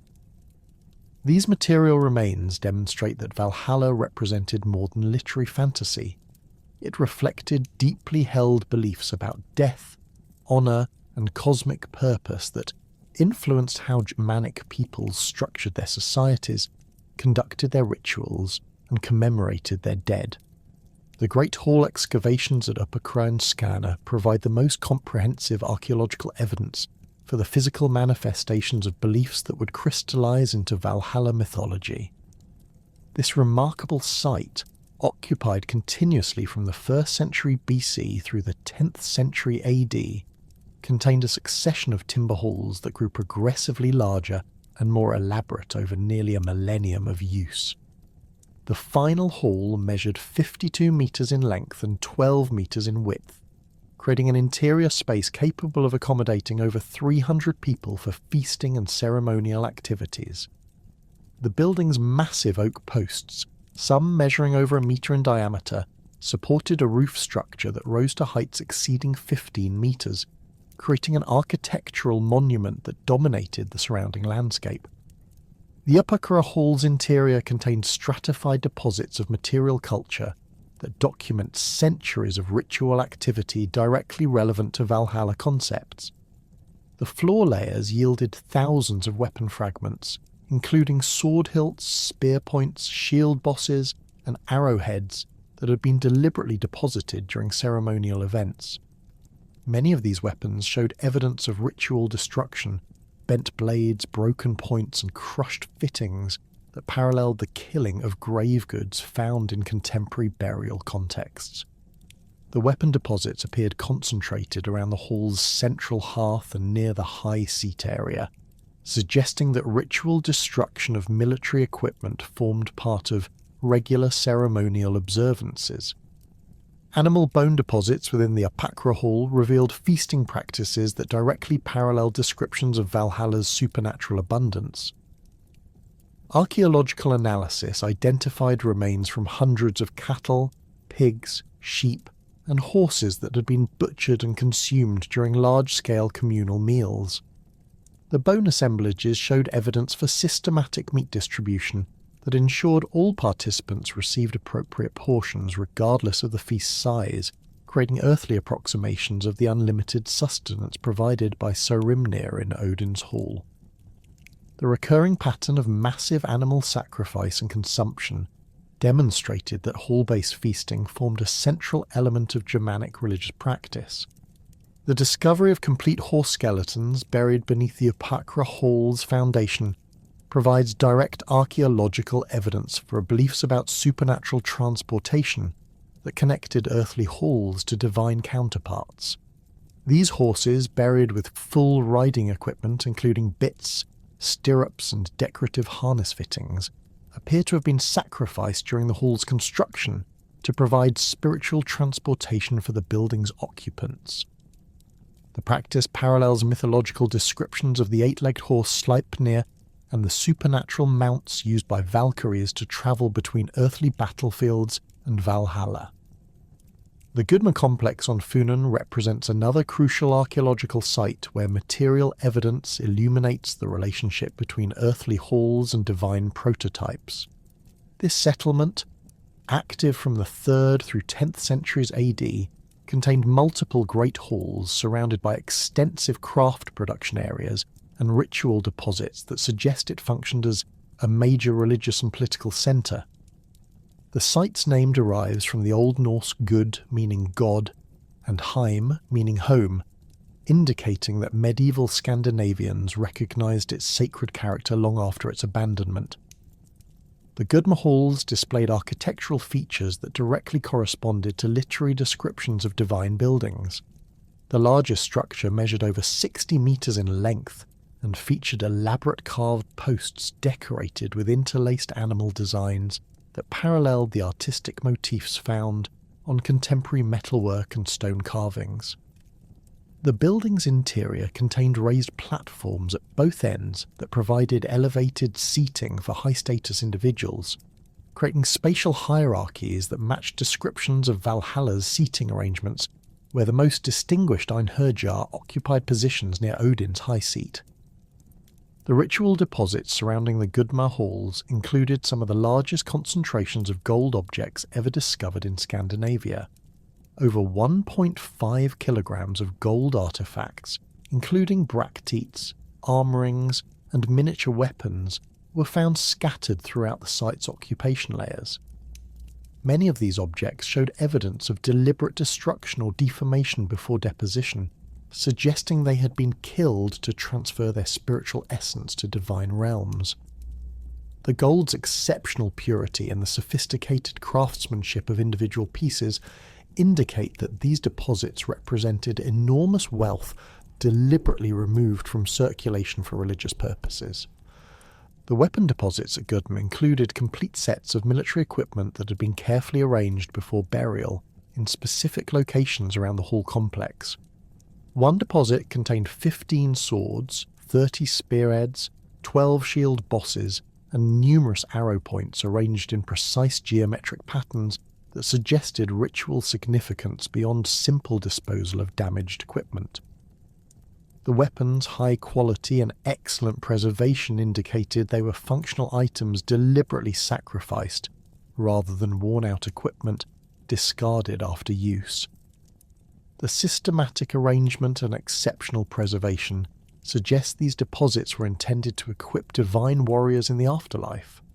Archaeological investigation of migration period, weapon deposits in Scandinavian bogs and lakes reveal systematic patterns of ritual offering that directly relate to beliefs about warrior afterlife and divine military service. These deposits, numbering in the hundreds across Denmark, southern Sweden, and Norway, contain thousands of weapons that were deliberately destroyed and thrown into water during ceremonial events spanning several centuries. The scale and consistency of these practices demonstrate that weapon sacrifice formed a central element of Germanic religious observance that connected earthly military activities to cosmic warfare. The Ilarapadal deposits in Jutland provide the most comprehensive evidence for systematic weapon sacrifice related to warrior afterlife beliefs. This site contained the remains of at least 4 separate armies' worth of military equipment deposited over a period of 150 years during the 2nd through 4th centuries AD. Each deposit contained 300 complete weapon sets that had been systematically destroyed through bending, breaking, and crushing before being thrown into the bog. The weapons included swords with elaborately decorated hilts, spears with silver inlays, and shields with bronze fittings that represented the finest military equipment available to Germanic warriors. The ritual destruction patterns at Ilarapadal followed specific procedures that transformed functional weapons into spiritual offerings suitable for divine recipients. Sword blades were bent into S-curves or figure-8 patterns that rendered them useless for earthly combat, while creating symbolic forms that may have possessed magical significance. Spear points were snapped from their shafts, and the wooden handles were split lengthwise, separating the weapon's components in ways that paralleled the separation of soul from body at death. Shield bosses were crushed flat, and their wooden backing boards were broken into fragments, completing the transformation from protective equipment into ritual offering. The Vimmersborg deposits in Denmark revealed evidence for ceremonial procedures that accompanied weapon sacrifice, and connected these practices to broader beliefs about divine warfare. The site contained not only destroyed weapons, but also personal ornaments, tools, and clothing that had been deposited alongside the military equipment. The inclusion of complete costume sets suggests that the offerings represented entire warriors rather than simply their equipment, indicating beliefs that weapon sacrifice could transfer complete military units to divine service. The ceremonial aspects of these deposits parallel mythological descriptions of how Valkyries selected and transported fallen warriors to Valhalla. The Thorsberg bog in Schleswig contained weapon deposits that included runic inscriptions, providing direct evidence for the religious motivations behind these practices. Several spearheads bore runic texts that identified them as offerings to specific deities, including inscriptions that may reference Odin in his role as leader of the divine warband. The runic evidence demonstrates that weapon sacrifice was conducted with explicit religious purposes rather than representing simple disposal of damaged equipment or symbolic burial of defeated enemies. The geographical distribution of bog deposits follows major river systems and ancient travel routes, suggesting that weapon sacrifice occurred at locations that possess special significance as boundaries between earthly and divine realms. Many sites occupied positions near important political centres or at confluences of major waterways where different tribal territories met. The strategic positioning of these ritual locations indicates that weapon sacrifice served political and diplomatic functions in addition to religious purposes, creating neutral ground where different groups could participate in common ceremonial activities. The Gotland picture stones provide the most extensive visual evidence for beliefs about warrior afterlife and divine halls that directly relate to Valhalla concepts. These carved limestone monuments, erected between the 5th and 12th centuries AD, display complex narrative scenes that combine mythological themes with contemporary cultural practices. Over 400 picture stones survive on Gotland, with approximately 40 containing imagery that appears to depict scenes related to warrior death, divine transportation, and afterlife destinations that correspond to literary descriptions of Valhalla. The Ardredaith stone presents the most comprehensive visual narrative of warrior afterlife beliefs through its multi-panel composition that traces the journey from earthly death to divine destination. The stone's lower panel depicts a battle scene where warriors fight with swords and spears, while ravens and eagles circle overhead, establishing the connection between combat death and supernatural attention. The middle panel shows a ship filled with armed figures sailing across stylized waves, representing the transportation of battle dead to their afterlife destination. The upper panel displays a large building with multiple doorways and figures holding drinking horns, creating a visual representation of a divine hall that corresponds closely to literary descriptions of Valhalla. The Labro Tangelgarda stone contains imagery that specifically relates to Valkyrie activities and their role in warrior selection. The carving shows a female figure with elaborate braided hair and a long dress riding an 8-legged horse above a ship filled with warriors. The rider carries a drinking horn in one hand and appears to be offering it to the ship's occupants, creating a scene that combines Valkyrie transportation functions with their serving duties within Valhalla. The 8-legged horse clearly references Sleipnir, Odin's supernatural mount, suggesting that the female figure represents a Valkyrie operating under direct divine authority. The Alskog Tjangvidda stone depicts a warrior's arrival at what appears to be a divine hall through imagery that combines architectural and ceremonial elements. The carving shows a large building with elaborate doorways and decorative elements that suggests supernatural rather than earthly construction. Figures within the building hold drinking horns and weapons, indicating that the structure serves both military and social functions. A prominent female figure offers a drinking horn to a newly arrived warrior, creating a scene that parallels literary descriptions of Valkyrie welcoming ceremonies for Einherjar entering Valhalla. The Sander stone contains unique imagery showing warriors engaged in combat within what appears to be a hall setting, providing visual evidence for the daily battle training that characterized life in Valhalla, according to literary sources. The carved scene shows multiple figures fighting with various weapons, while architectural elements frame the action, suggesting that combat occurred within rather than outside the Divine Hall. The warriors display no signs of permanent injury despite their intense fighting, supporting literary descriptions of daily resurrection that enabled continuous training without lasting consequences. The chronological development of picture stone imagery reveals the evolution of Valhalla concepts over several centuries as beliefs became more systematized and elaborate. Earlier stones from the 5th through 7th centuries display relatively simple scenes of warrior death and supernatural transportation, while later examples from the 9th through 11th centuries show increasingly complex narratives that incorporate multiple mythological elements within unified compositions. This artistic development parallels the literary evolution from fragmentary poetic references to systematic prose descriptions in Snorri's Edda. The analysis of grave goods patterns in elite warrior burials provides crucial evidence for how beliefs about warrior afterlife influenced funerary practices throughout Scandinavia during the Migration period and Viking-age. The systematic examination of burial assemblages reveals consistent patterns in the selection, arrangement, and treatment of objects placed with deceased warriors, demonstrating that funeral practices reflected specific beliefs about the requirements and conditions of afterlife existence that corresponded to Valhalla concepts. The Valsgard cemetery complex in Uppland contains a series of boat burials spanning the 6th through 10th centuries that demonstrate the evolution of warrior burial practices in response to developing afterlife beliefs. The earliest burials contained relatively simple assemblages of weapons, personal ornaments, and domestic equipment arranged within wooden boats that served as coffins.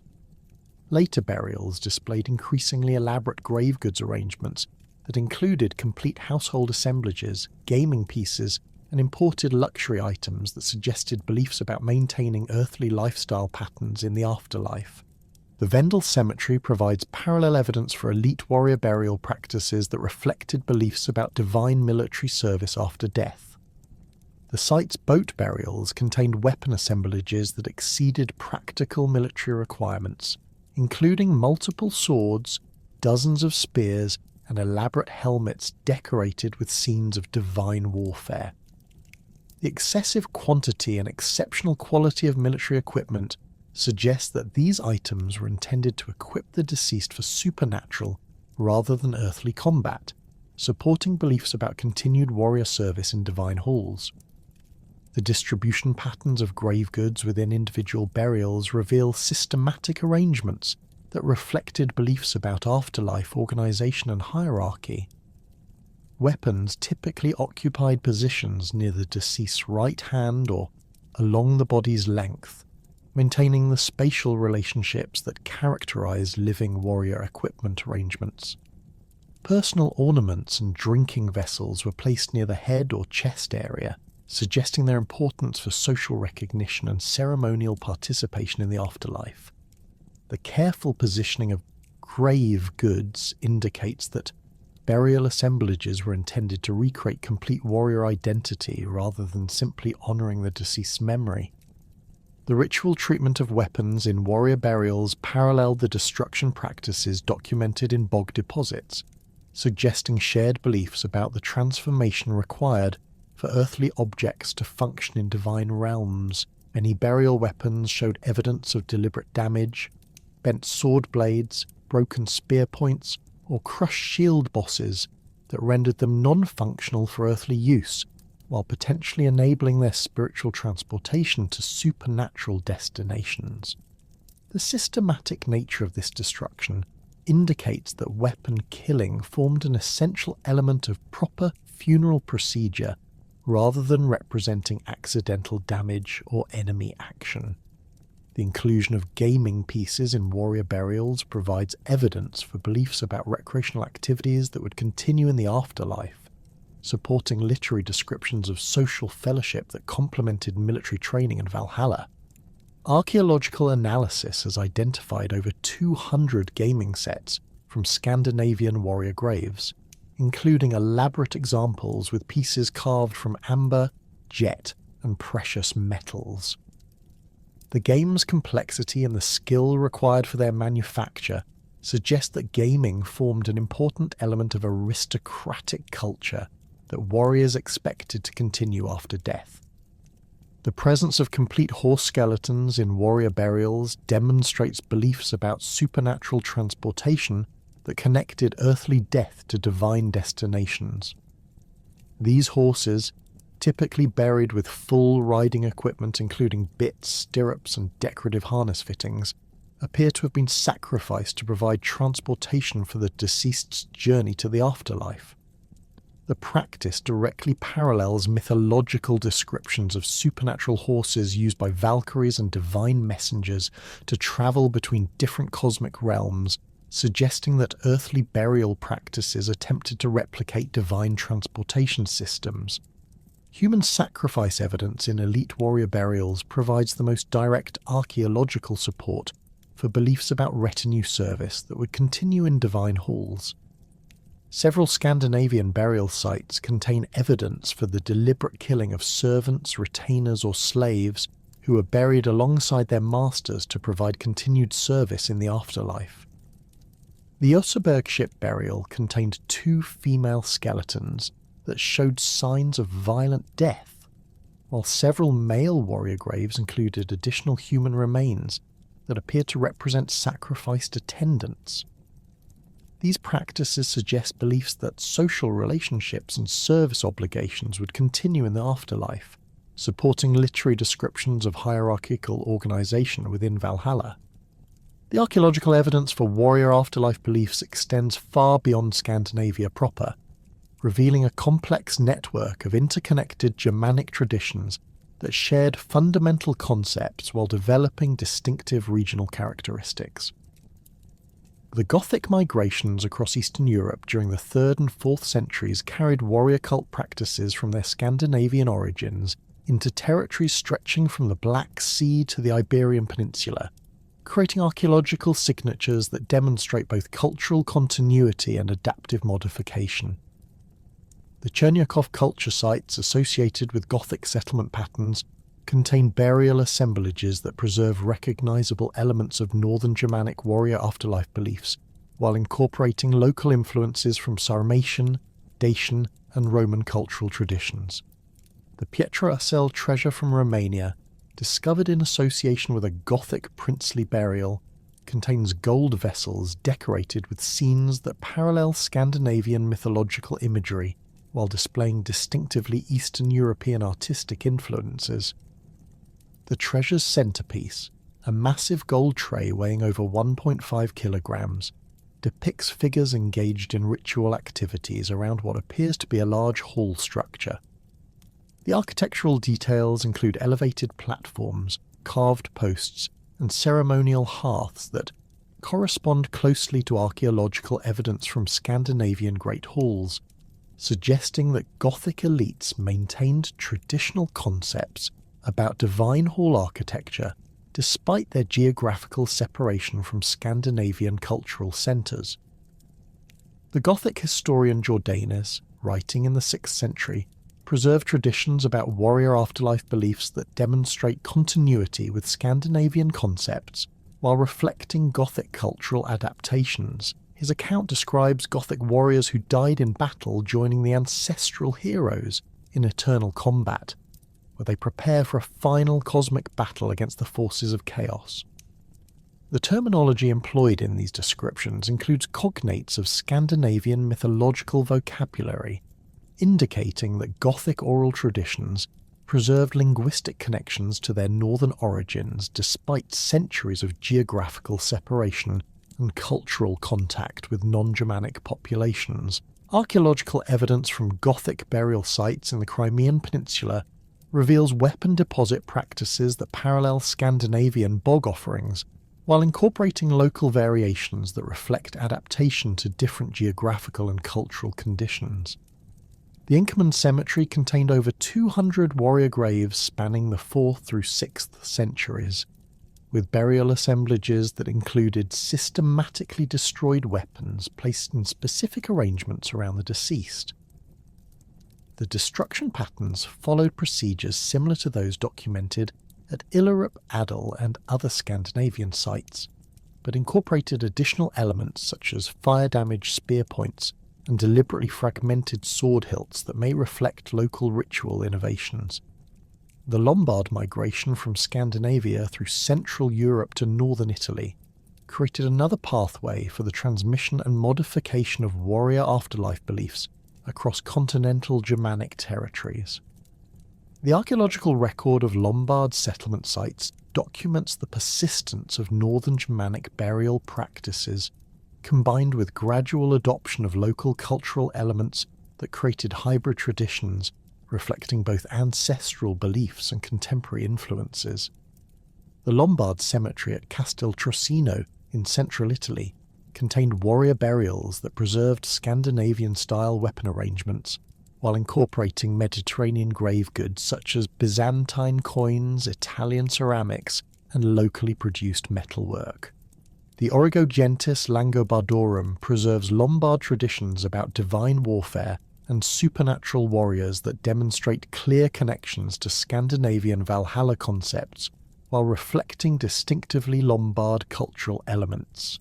The text describes how fallen Lombard warriors join the divine warband of Woden in preparation for cosmic battle, where they engage in daily combat training and evening feasting that parallels Eddic descriptions of Einherjar activities.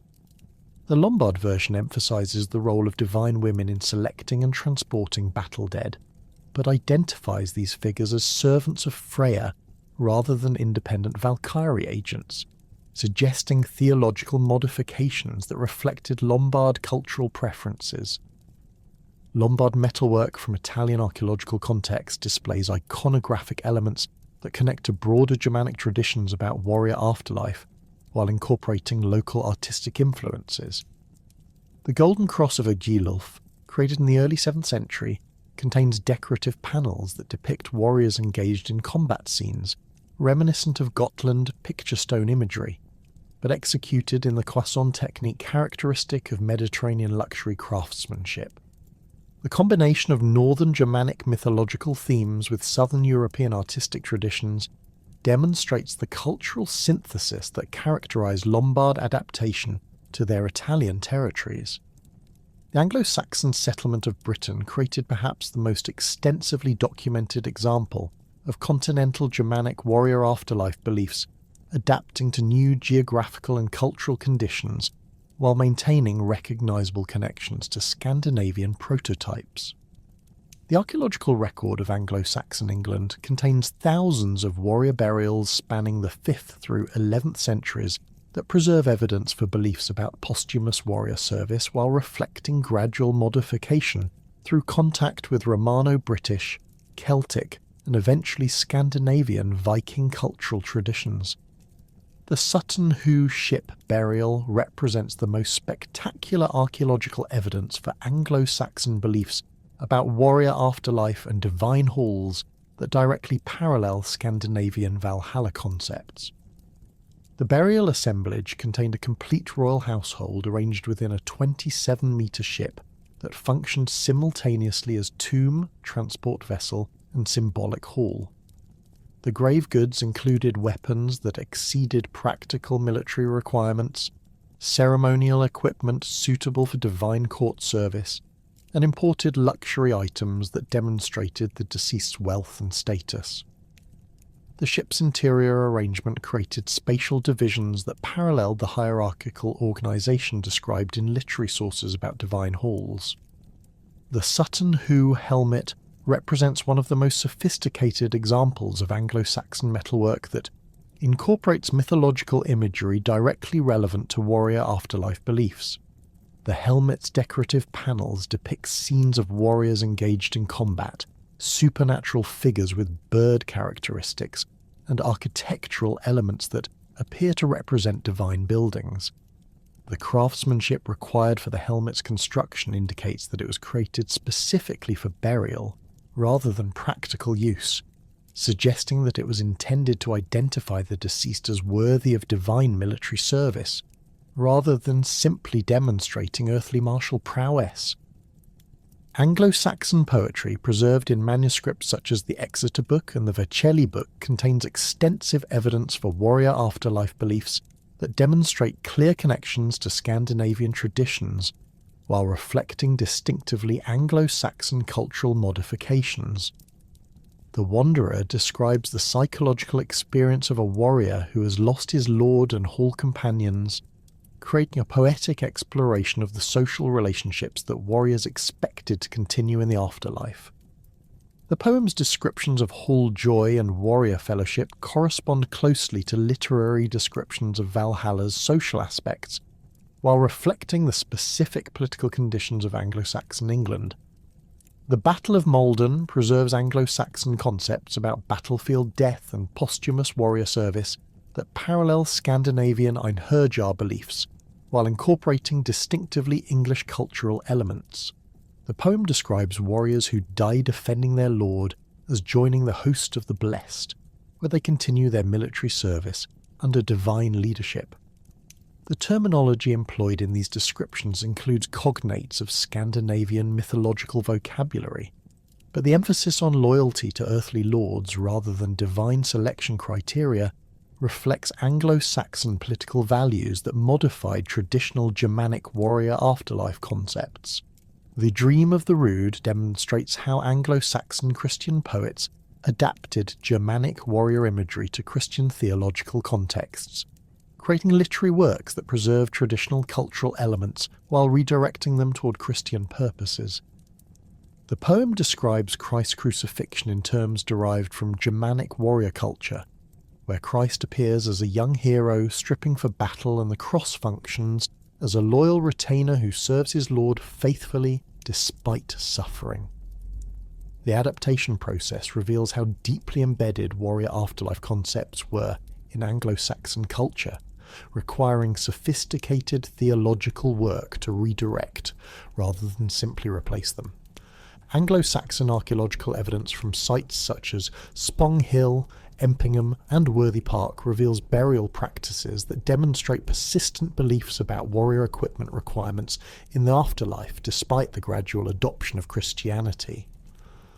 Weapon graves continued to appear in Anglo-Saxon cemeteries through the 7th century, with assemblages that included multiple swords, spears, shields, and personal ornaments arranged in patterns that paralleled contemporary Scandinavian practices. The persistence of these burial customs, despite official Christian conversion, indicates that warrior afterlife beliefs possessed deep cultural significance that resisted easy modification. The Beowulf epic represents the most comprehensive Anglo-Saxon literary treatment of warrior hall culture and its connections to beliefs about posthumous warrior service. The poem's descriptions of Heorot, Hrothgar's Great Hall, provide detailed architectural and social information that corresponds closely to archaeological evidence from contemporary Anglo-Saxon royal centres, while incorporating supernatural elements that connect earthly halls to divine prototypes. The hall's construction from timber and iron, its elaborate decorations, and its function as the centre of warrior society create a literary representation of the physical and cultural foundations that supported beliefs about divine warrior halls. Heorot's nightly destruction by the monster Grendel creates a narrative framework that explores the vulnerability of earthly halls and the temporary nature of human social institutions, while the poem's resolution through heroic combat demonstrates how warrior virtue can restore social order despite supernatural threats. The hall's eventual burning and the dynasty's extinction provide a meditation on the cyclical nature of human achievement that parallels mythological concepts about cosmic destruction and renewal. The poem's treatment of these themes demonstrates sophisticated Anglo-Saxon thinking about the relationship between earthly warrior culture and eternal cosmic patterns. The Frankish territories of continental Europe preserved Germanic warrior afterlife traditions through different pathways that reflected their unique political and cultural development as the dominant power in post-Roman Western Europe. Frankish archaeological sites contain evidence for warrior burial practices that maintained recognizable connections to broader Germanic traditions, while incorporating Roman, Celtic, and Christian influences that created distinctively Frankish cultural syntheses. The Merovingian cemeteries at sites such as Krefeld-Gelep and Lavoy contained warrior graves with weapon assemblages that preserved traditional Germanic burial customs while reflecting the cultural complexity of Frankish territorial expansion. The Frankish historian Gregory of Tours preserved accounts of warrior beliefs and practices that demonstrate continuity with broader Germanic traditions about posthumous military service, while reflecting the Christian theological framework that increasingly dominated Frankish intellectual culture. His descriptions of Frankish warriors who died in battle include references to their expectation of continued service under divine leadership, but these accounts emphasize Christian concepts about resurrection and eternal life rather than specifically Germanic ideas about cosmic warfare and divine halls. Frankish metalwork from archaeological contexts demonstrates the persistence of Germanic mythological imagery despite official Christian conversion and the adoption of Roman administrative practices. The Sutton-Hoo connections extend to Frankish royal burials such as the tomb of Childeric I, which contained weapons, jewellery and ceremonial equipment that paralleled Anglo-Saxon royal burial assemblages while incorporating distinctively Frankish cultural elements. The grave goods included a crystal ball, gold coins and a signet ring that demonstrated Roman imperial connections while maintaining traditional Germanic concepts about the equipment required for posthumous royal service. The continental Germanic evidence from the Merseburg charms provides crucial linguistic and cultural documentation for the persistence of traditional warrior afterlife beliefs in Christianized Germanic territories. These old High German magical incantations, recorded in a 10th century manuscript but preserving much older oral traditions, contain references to divine figures and supernatural activities that correspond closely to Scandinavian mythological concepts, while reflecting continental Germanic cultural modifications. The charms mention Idisi, supernatural women with the power to influence battle outcomes, whose characteristics and functions parallel Scandinavian Valkyrie traditions, while employing distinctively continental Germanic terminology. The first Merseburg charm describes how the Idisi possess the ability to bind or release warriors during combat, determining who survives battles and who dies in the fighting. This power over warrior fate corresponds closely to Valkyrie selection functions described in Scandinavian sources, but the continental Germanic version emphasizes the supernatural women's authority over living warriors, rather than their role in transporting battle dead to divine destinations. The modification suggests that continental Germanic traditions developed different theological emphases while maintaining fundamental concepts about divine female involvement in warfare. The second Merseburg charm preserves a narrative about divine figures healing wounded warriors that demonstrates continental Germanic beliefs about supernatural intervention in military affairs. The charm describes how Woden and other divine figures use magical techniques to restore injured fighters to combat effectiveness, creating a theological framework that connects earthly warrior service to divine military purposes. The healing emphasis suggests that continental Germanic cultures developed concepts about divine warrior care that complemented rather than replaced beliefs about posthumous military service in divine halls. Archaeological evidence from Alemannic territories in southwestern Germany reveals burial practices that demonstrate the adaptation of Germanic warrior afterlife beliefs to local cultural conditions while maintaining recognizable connections to broader traditional patterns. The Alemannic cemetery at Oberflacht contained over 1,000 graves spanning the 6th through 8th centuries, with warrior burials that preserve traditional weapon arrangements while incorporating local variations that reflected regional cultural preferences. The burial assemblages included spears with distinctively Alemannic decorative elements, locally produced shield fittings, and personal ornaments that combined Germanic artistic traditions with influences from neighbouring Celtic and Roman populations. The persistence of weapon burial practices in Alemannic territories despite official Christian conversion demonstrates the deep cultural significance of warrior afterlife beliefs that required gradual rather than immediate modification.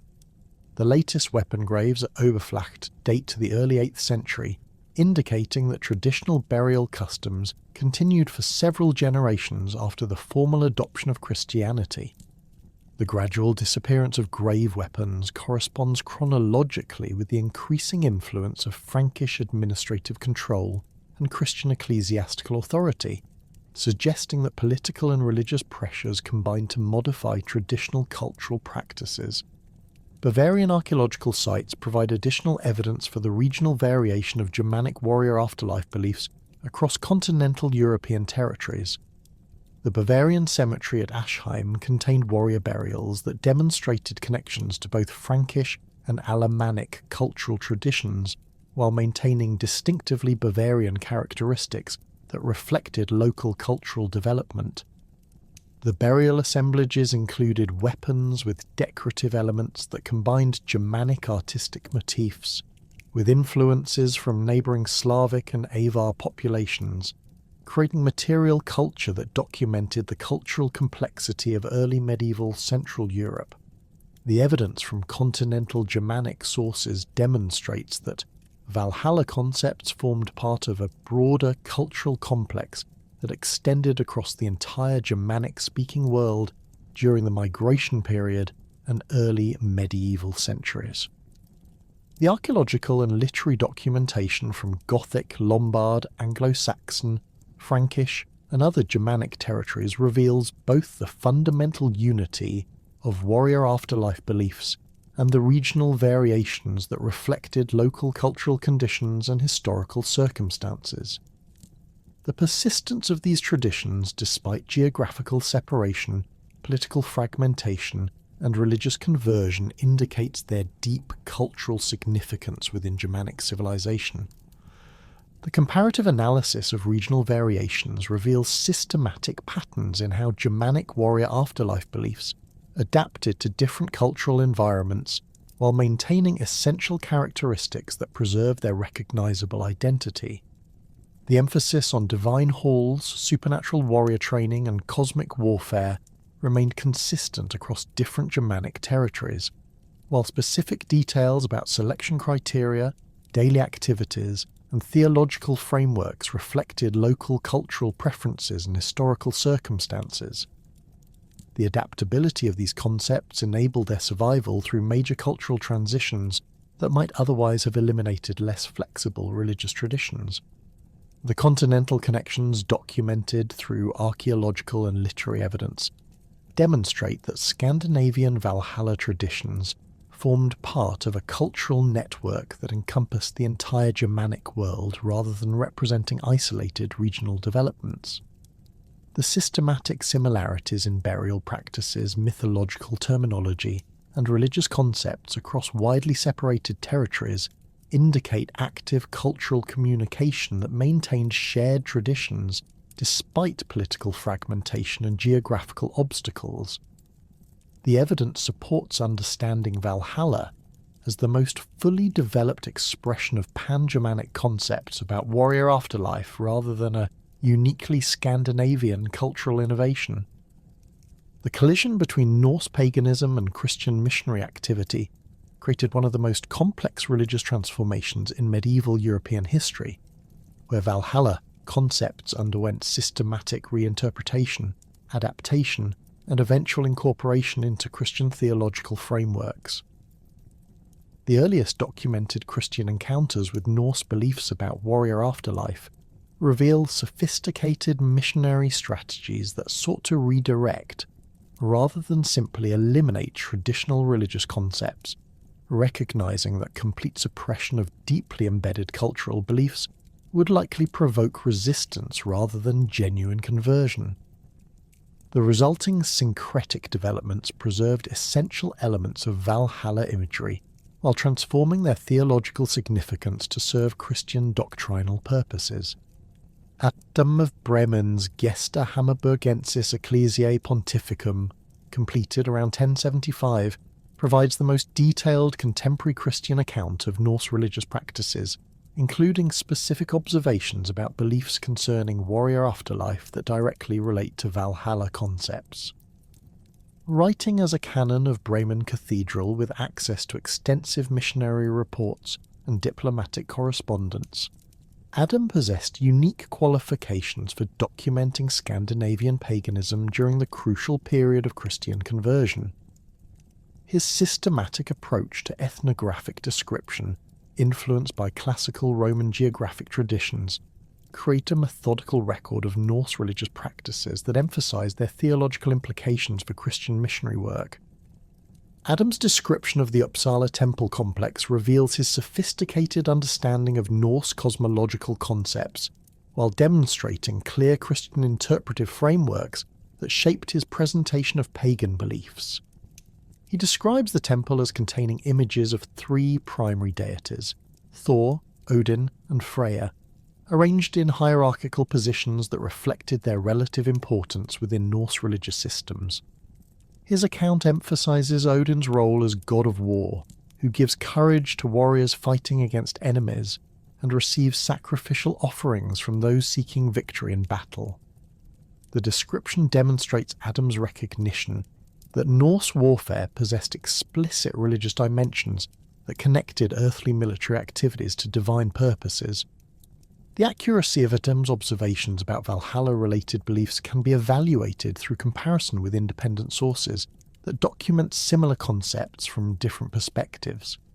His account describes how Norse warriors who die in battle go to Odin, where they join other fallen fighters in eternal combat, creating a description that corresponds closely to Eddic poetry about Einherjar activities, while employing Christian theological vocabulary that emphasizes divine judgment and posthumous reward.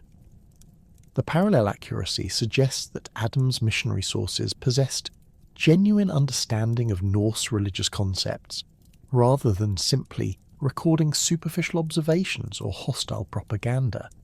Adam's description of sacrificial practices at Uppsala includes details about human sacrifice that he explicitly connects to beliefs about warrior service after death.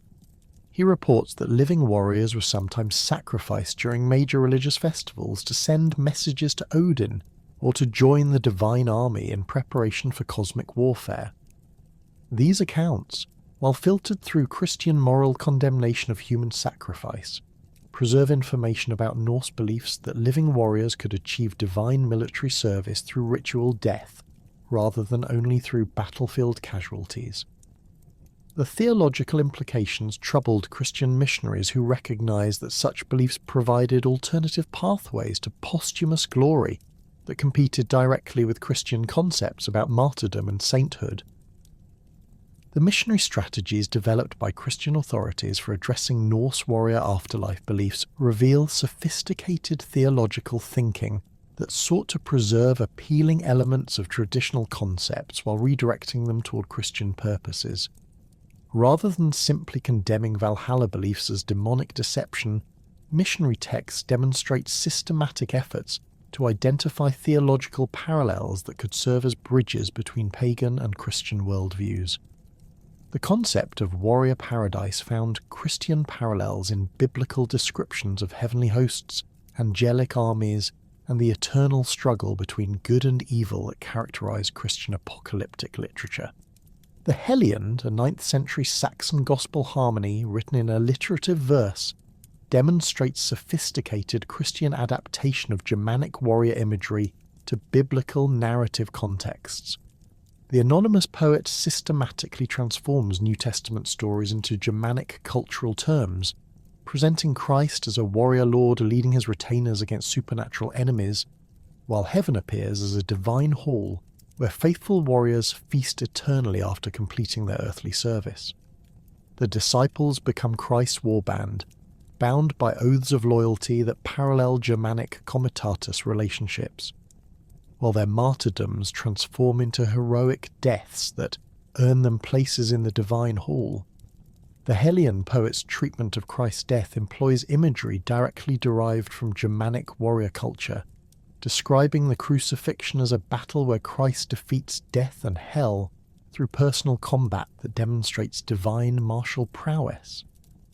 The resurrection appears as Christ's return from the realm of the dead with victory spoils that include the souls of righteous warriors who had awaited his arrival. The poet's sophisticated adaptation demonstrates how Christian missionaries could preserve appealing elements of warrior afterlife beliefs while redirecting them toward Christian theological purposes that emphasize salvation through faith rather than death in battle.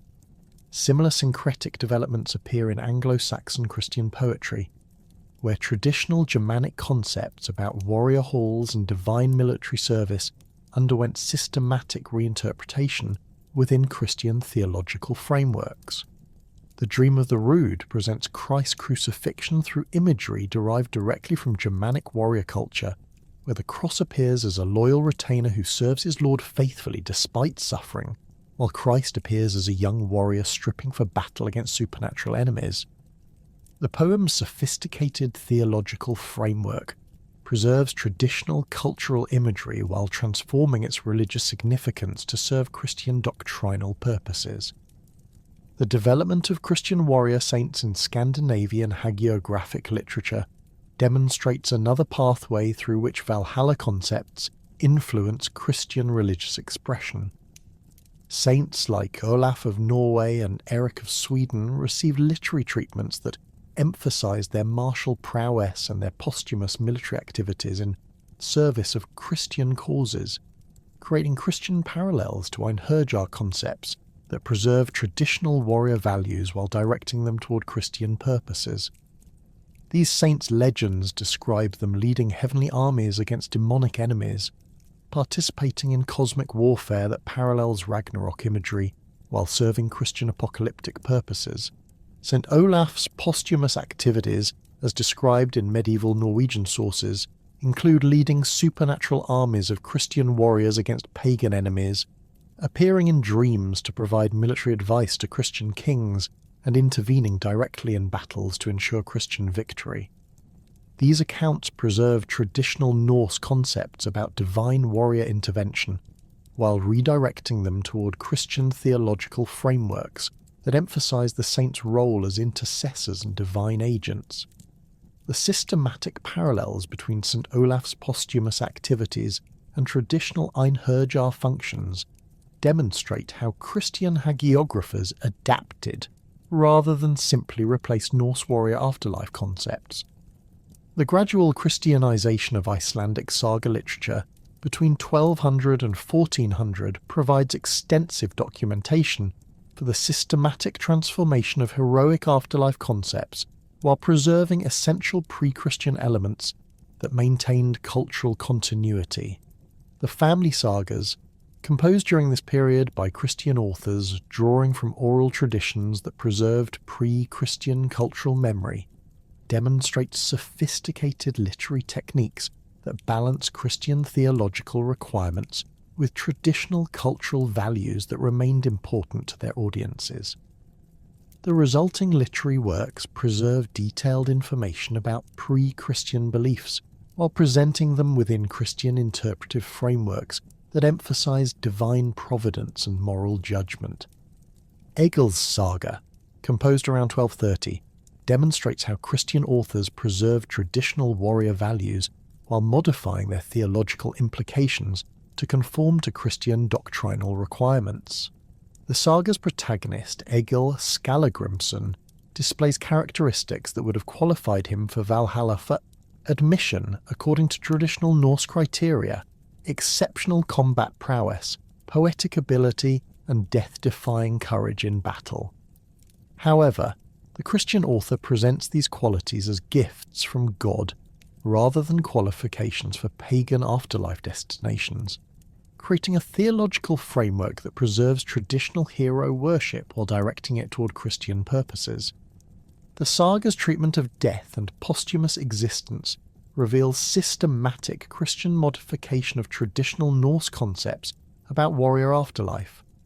Warriors who die courageously in battle receive Christian funeral rites and burial in consecrated ground, while their posthumous activities involve intercession for living family members rather than participation in cosmic warfare.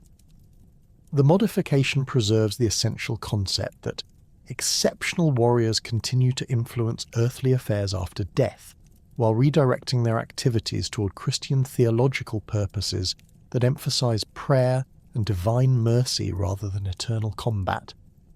Njal's saga, composed during the late 13th century, provides perhaps the most sophisticated example of Christian adaptation of traditional heroic values within saga literature. The saga's complex narrative structure explores the tension between traditional concepts of honour and revenge that characterized pre-Christian warrior culture and Christian teachings about forgiveness and divine judgment. The work's Christian author demonstrates deep understanding of traditional values while systematically showing how Christian alternatives provide superior solutions to the moral dilemmas that traditional honour codes created.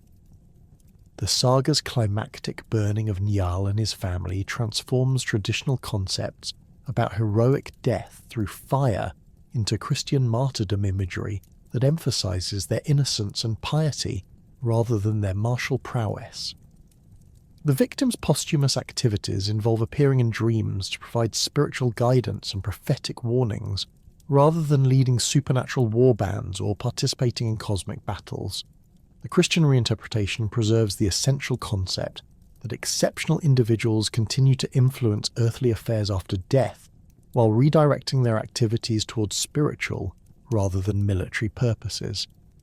Greta's saga demonstrates how Christian authors addressed the problematic aspects of traditional warrior heroes, whose characteristics included violence, pride, and resistance to social authority that conflicted with Christian moral teachings. The saga's protagonist displays exceptional physical strength and combat ability that would traditionally qualify him for divine warrior service, but his antisocial behaviour and eventual outlawry create moral ambiguities that require sophisticated theological treatment. The Christian author resolves these tensions by emphasising Grettir's tragic fate as divine punishment for his pride, while preserving admiration for his heroic qualities. The saga's treatment of supernatural elements reveals systematic Christian modification of traditional Norse concepts about the boundary between living and dead. Grettir's encounters with Draugr and other undead beings receive Christian interpretations that present them as demonic temptations or divine tests, rather than simply supernatural opponents requiring martial solutions. The Christian framework transforms traditional monster fighting episodes into spiritual allegories that emphasize the protagonist's moral development rather than simply celebrating his combat prowess. The persistence of Valhalla imagery in medieval Icelandic Christian literature demonstrates the concept's deep cultural significance that required gradual modification rather than immediate replacement. Christian authors consistently employed traditional warrior imagery to describe heavenly rewards, divine judgment, and cosmic warfare, while systematically modifying their theological implications to conform to Christian doctrinal requirements.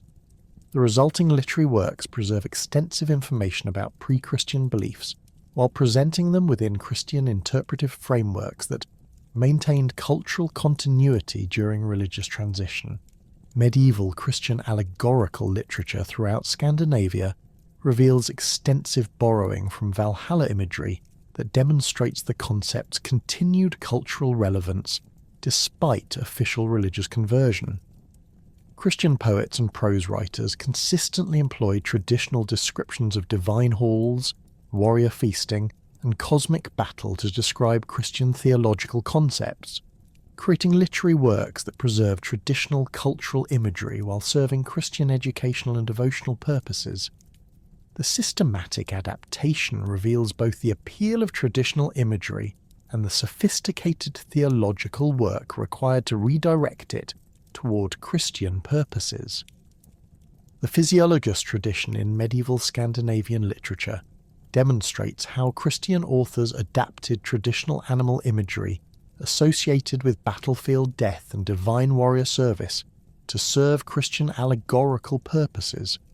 Ravens and eagles, traditionally associated with Odin and battlefield scavenging, received Christian interpretations that presented them as symbols of divine providence and spiritual transformation. Wolves, traditionally connected to Einherjar training and cosmic warfare, became symbols of demonic temptation and spiritual danger that Christian warriors must overcome through faith rather than martial prowess. Medieval Scandinavian Christian art reveals extensive visual borrowing from traditional Valhalla imagery that demonstrates the concept's continued aesthetic appeal despite theological transformation. Church carvings, manuscript illuminations, and decorative metalwork consistently employed traditional motifs: warriors in combat, supernatural horses, divine halls, and cosmic battles, while placing them within Christian iconographic programs that emphasize salvation history rather than Norse mythology. The visual continuity enabled Christian artists to create works that appealed to traditional aesthetic preferences while serving Christian devotional purposes.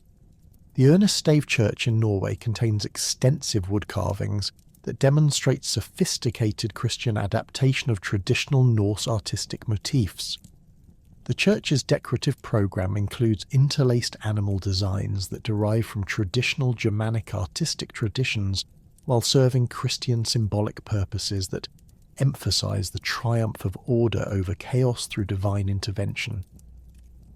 The artistic synthesis preserves traditional aesthetic elements while redirecting their symbolic significance toward Christian theological purposes.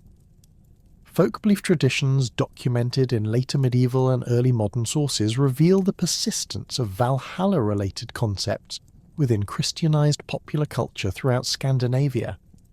These traditions, preserved through oral transmission and documented by antiquarian scholars during the 16th through 18th centuries, demonstrate how elements of traditional warrior afterlife beliefs continue to influence popular religious expression despite centuries of Christian missionary activity and ecclesiastical control. The persistence indicates that Valhalla concepts possessed deep cultural significance that resisted complete elimination through official religious conversion. Norwegian folk traditions preserve beliefs about supernatural warriors who continue to influence earthly affairs through appearances in dreams, interventions in battles, and protection of their descendants. These figures retained characteristics associated with traditional Einherjar, exceptional combat prowess, loyalty to their lords, and participation in cosmic warfare, while receiving Christian interpretations that presented them as souls in purgatory or saints interceding for their earthly communities. The theological modification preserved traditional cultural elements while conforming to Christian doctrinal requirements about posthumous existence. Swedish folk traditions documented similar beliefs about divine warriors who participated in supernatural battles that determined earthly political outcomes. These traditions described ghostly armies led by legendary kings who continue to defend their territories against supernatural enemies, creating folk religious concepts that combine traditional Norse cosmological warfare with Christian apocalyptic imagery. The synthesis demonstrates how popular religious expression adapted traditional beliefs to Christian theological frameworks while preserving their essential cultural functions. Danish folk traditions preserved extensive beliefs about supernatural halls, where exceptional warriors continued to feast and train for future battles. These halls retained architectural characteristics associated with traditional Valhalla imagery: golden roofs, weapon decorations, and unlimited food supplies, while receiving Christian interpretations that presented them as temporary destinations for souls awaiting final judgment. The theological framework enabled traditional imagery to persist within Christian popular religion, while conforming to official doctrinal requirements about purgatory and resurrection. The documentation of these folk traditions by medieval and early modern Christian authorities reveals sophisticated ecclesiastical strategies for managing persistent pagan elements within popular religious expression. Rather than attempting complete suppression of traditional beliefs, church authorities typically sought to provide Christian interpretations that preserved appealing cultural elements while redirecting their theological significance toward Christian purposes. The systematic approach demonstrates recognition that successful religious conversion required accommodation of existing cultural values rather than their complete replacement. The systematic preservation of Valhalla traditions during the High Medieval period depended heavily on the remarkable scholarly activities of Icelandic antiquarians who recognized the cultural and historical value of their ancestral mythology despite the complete Christianization of their society. These medieval scholars, working primarily between 1100 and 1400, developed sophisticated methodologies for collecting, organizing, and transmitting mythological material that would otherwise have disappeared entirely as oral traditions weakened under Christian influence. Their efforts created the manuscript collections that became the foundation for all subsequent scholarly work on Norse mythology, establishing Iceland as the primary repository for Germanic religious traditions that had vanished elsewhere in medieval Europe. The emergence of manuscript culture in medieval Iceland created unprecedented opportunities for preserving oral traditions that had previously existed only in human memory. The establishment of scriptoria at major ecclesiastical centres like Skalholt and Holar provided the technical infrastructure necessary for large-scale manuscript production, while the development of standardised Old Norse orthography enabled accurate recording of traditional poetry and prose narratives. The combination of Christian literacy with persistent cultural interest in ancestral traditions created ideal conditions for systematic preservation efforts that treated mythological material as historically valuable rather than religiously threatening. The anonymous compiler of the Codex Regius, working around 1270, demonstrated extraordinary scholarly judgment in selecting and organising the mythological poems that became the foundation of modern Eddic studies. This unknown scholar possessed comprehensive knowledge of the available poetic traditions and applied systematic criteria for inclusion that emphasised literary quality, mythological completeness, and historical authenticity. The manuscript's organisation follows logical thematic progressions that suggest deliberate editorial planning rather than random collection, beginning with cosmological poems that establish the mythological framework before proceeding to heroic narratives that explore specific legendary cycles. The Codex Regius compiler's treatment of Valhalla material reveals sophisticated understanding of the theological and cultural significance of warrior afterlife concepts within the broader Norse mythological system.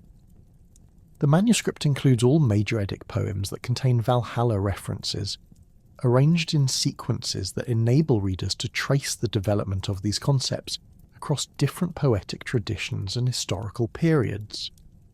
The editorial decisions demonstrate recognition that Valhalla represented a central organising principle within Norse religious thought, rather than simply one mythological location among many others. Contemporary manuscript evidence suggests that the Codex Regius compiler worked from extensive source collections that included poems and prose narratives spanning several centuries of oral transmission. The linguistic analysis of individual poems reveals chronological layers that indicate composition dates ranging from the 9th through 13th centuries. while regional dialectal features suggest that the compiler gathered material from throughout the Norse cultural sphere rather than relying solely on Icelandic traditions. The comprehensive scope of the collection indicates systematic scholarly effort that prioritise completeness and accuracy over convenience or local preference. The preservation of skaldic poetry during the High Medieval period required different scholarly approaches due to the complex metaphorical language and cultural assumptions embedded in this poetic tradition. Skaldic verses about Valhalla and related mythological concepts employed elaborate kenning systems that required extensive cultural knowledge for proper interpretation, making their preservation dependent on scholars who possessed both poetic expertise and comprehensive mythological understanding. The systematic collection and explanation of skaldic poetry in works like Snorri's Skaldskaparmal created interpretive frameworks that enabled later scholars to understand references that would otherwise have become incomprehensible as cultural contexts changed. The development of prose narrative traditions during the 13th and 14th centuries provided alternative methods for preserving mythological material that complemented the poetic sources while serving different cultural functions. The legendary sagas, including works like Volsunga Saga and Hervara Saga, transformed traditional mythological material into prose narratives that emphasized heroic adventure and family history rather than religious doctrine. These works preserved extensive information about Valhalla concepts while presenting them within secular literary frameworks that avoided potential conflicts with Christian theological authorities. The family sagas composed during this period demonstrate how Icelandic scholars adapted traditional cultural material to serve contemporary social and political purposes while maintaining historical accuracy about pre-Christian beliefs and practices. Works like Egil's Saga and Grettir's Saga contain detailed descriptions of pre-Christian warrior culture, including beliefs about posthumous warrior service and divine halls, presented within narrative frameworks that emphasize their historical rather than religious significance. The sophisticated literary techniques employed in these works enabled preservation of culturally sensitive material through indirect presentation that satisfied both scholarly and ecclesiastical requirements. The systematic collection of genealogical and historical material in works like Landnámabók and the various kings' sagas created comprehensive records of Icelandic and Norwegian political history that preserved extensive information about pre-Christian religious practices within acceptable historical frameworks. These works documented the religious beliefs and practices of specific historical figures without explicitly endorsing them, creating scholarly records that satisfied Christian authorities while preserving valuable cultural information for future generations. The genealogical emphasis enabled preservation of family traditions that included mythological material passed down through specific lineages. The transition from medieval preservation to early modern scholarly rediscovery began during the 16th century as European intellectual movements created new interest in national antiquities and comparative cultural studies. The Protestant Reformation's emphasis on vernacular languages and national cultural traditions provided theological justification for studying pre-Christian Germanic heritage as historically valuable rather than religiously dangerous. The development of humanistic scholarship created methodological frameworks for systematic study of ancient texts that could be applied to Norse mythological material without necessarily endorsing its religious content. Olworm emerged as the pioneering figure in systematic scholarly study of Norse antiquities during the early 17th century, combining rigorous philological methods with comprehensive cultural analysis that established the foundation for modern Norse studies. Born in 1588 to a prosperous Danish merchant family, Worm received extensive education in classical languages, theology, and natural philosophy that provided the intellectual tools necessary for sophisticated analysis of medieval Scandinavian sources. His appointment as Professor of Latin at the University of Copenhagen in 1615 provided the institutional platform for systematic scholarly work that could influence broader European intellectual developments. Worm's approach to Norse mythological material emphasized systematic collection and analysis of all available sources rather than selective treatment that focused only on the most accessible or appealing elements. His correspondence with scholars throughout Scandinavia created networks for sharing manuscript discoveries and coordinating research efforts that significantly expanded the available source base for Norse studies. The systematic methodology he developed for analysing runic inscriptions, medieval manuscripts, and archaeological artifacts established scholarly standards that influenced subsequent generations of antiquarian researchers.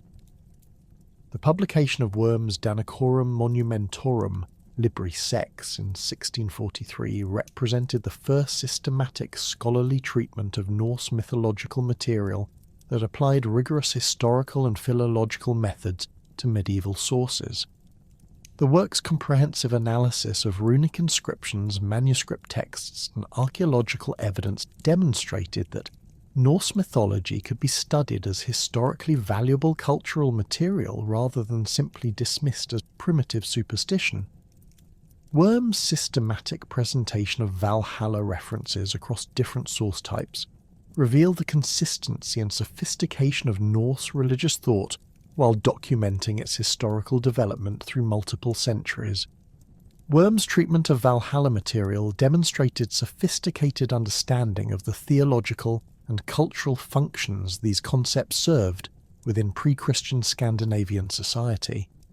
Rather than simply cataloguing mythological references, his analysis explored the social and political contexts that shaped warrior afterlife beliefs, while documenting their influence on contemporary cultural practices. The systematic approach revealed connections between mythological concepts and archaeological evidence that established Norse studies as a legitimate historical discipline rather than antiquarian curiosity. The scholarly networks Worm established through his extensive correspondence create institutional foundations for continued Norse studies that survived his death in 1654. His students and correspondents continued the systematic collection and analysis of Norse source material while expanding the geographical scope of research to include previously unstudied regions and source types. The methodological standards he established influenced subsequent scholars who applied increasingly sophisticated analytical techniques to Norse mythological material while maintaining the historical orientation that distinguished scholarly study from romantic speculation. Arni Magnusson's contributions to Norse manuscript preservation during the late 17th and early 18th centuries represented the culmination of medieval and early modern scholarly efforts to collect and preserve the written sources for Norse mythology. Born in Iceland in 1663, Magnusson combined intimate knowledge of Icelandic cultural traditions with rigorous scholarly training that enabled him to identify and evaluate the historical significance of manuscript materials that less qualified collectors might have overlooked or misunderstood. His systematic approach to manuscript collection created the most comprehensive repository of Norse source material ever assembled, forming the foundation for all subsequent scholarly work in the field. Magnusson's appointment as Professor of Danish Antiquities at the University of Copenhagen in 1701 provided the institutional support necessary for systematic manuscript collection throughout the Danish realm, including Iceland, where most Norse mythological sources had been preserved. His official position enabled him to command resources and cooperation from local authorities that facilitated access to private manuscript collections and ecclesiastical libraries that had previously remained closed to scholarly investigation. The systematic survey of Icelandic manuscript holdings he conducted between 1702 and 1712 identified hundreds of previously unknown sources, while creating comprehensive catalogues that documented their contents and historical significance. The manuscript collection methods Magnusson developed emphasized historical authenticity and textual accuracy, rather than aesthetic appeal or popular accessibility. His systematic evaluation criteria prioritise manuscripts that preserve the oldest and most complete versions of traditional texts, while documenting variant readings and scribal modifications that revealed the transmission history of individual works. The scholarly apparatus he created for cataloguing and describing manuscript contents established bibliographic standards that enabled subsequent scholars to locate and evaluate source materials efficiently while understanding their historical contexts and textual relationships. Magnusson's analysis of Valhalla material within the broader context of Norse mythological sources revealed systematic patterns and thematic connections that had not been apparent to earlier scholars working with limited source collections. His comprehensive knowledge of the available manuscript traditions enabled him to trace the development of warrior afterlife concepts across different literary genres and historical periods while identifying the most reliable sources for specific mythological details. The synthetic approach he developed combined philological analysis with cultural interpretation that established Norse mythology as a coherent intellectual system rather than a collection of disconnected stories. The tragic fire that destroyed much of Magnusson's library in 1728 eliminated approximately 1/3 of his manuscript collection, including many unique sources that contained otherwise unrecorded mythological material. The disaster demonstrated the fragility of manuscript preservation efforts, while highlighting the importance of creating multiple copies and systematic catalogues that could preserve essential information even when original sources were lost. The surviving manuscripts and Magnusson's detailed catalogues continue to serve as the primary foundation for Norse mythological studies, despite the significant losses suffered in the fire. The early modern interpretation of Valhalla concepts during the 17th and 18th centuries reflected broader European intellectual developments that emphasized national cultural traditions, comparative mythology, and historical analysis of religious beliefs. The Enlightenment emphasis on rational analysis and systematic comparison created intellectual frameworks for studying Norse mythology that avoided the theological controversies that had previously limited scholarly investigation of pre-Christian religious material. The development of comparative philology provided methodological tools for analysing the relationships between Germanic mythological traditions and similar concepts in other Indo-European cultures. The emergence of Romantic nationalism during the 18th century created new cultural contexts for interpreting Norse mythological material that emphasised its relevance to contemporary European identity and cultural development.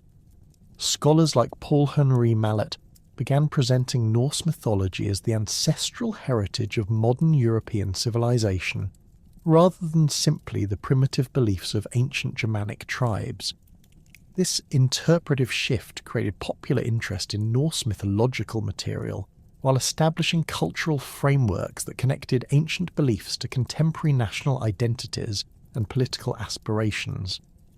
Mallet's introduction à l'Histoire de Danemark represented the first systematic attempt to present Norse mythology to a general European audience through interpretive frameworks that emphasized its cultural and historical significance rather than its religious content. His presentation of Valhalla concepts focused on their social and political functions within ancient Germanic society, while drawing parallels to classical Greek and Roman religious traditions that were already familiar to educated European readers. The comparative approach demonstrated that Norse mythology possessed intellectual sophistication comparable to classical traditions while serving similar cultural functions within Germanic society. The Romantic interpretation of Valhalla during this period emphasized the heroic and aesthetic aspects of warrior afterlife concepts, while minimizing or reinterpreting elements that conflicted with contemporary Christian moral standards.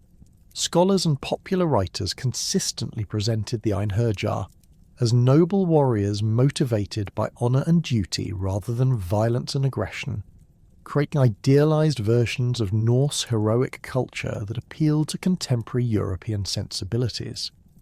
The romanticization process preserved interest in Norse mythological material while modifying its interpretation to serve contemporary cultural and political purposes. The development of comparative mythology during the 18th century provided scholarly frameworks for understanding Valhalla concepts within broader Indo-European religious traditions, rather than treating them as uniquely Germanic cultural phenomena.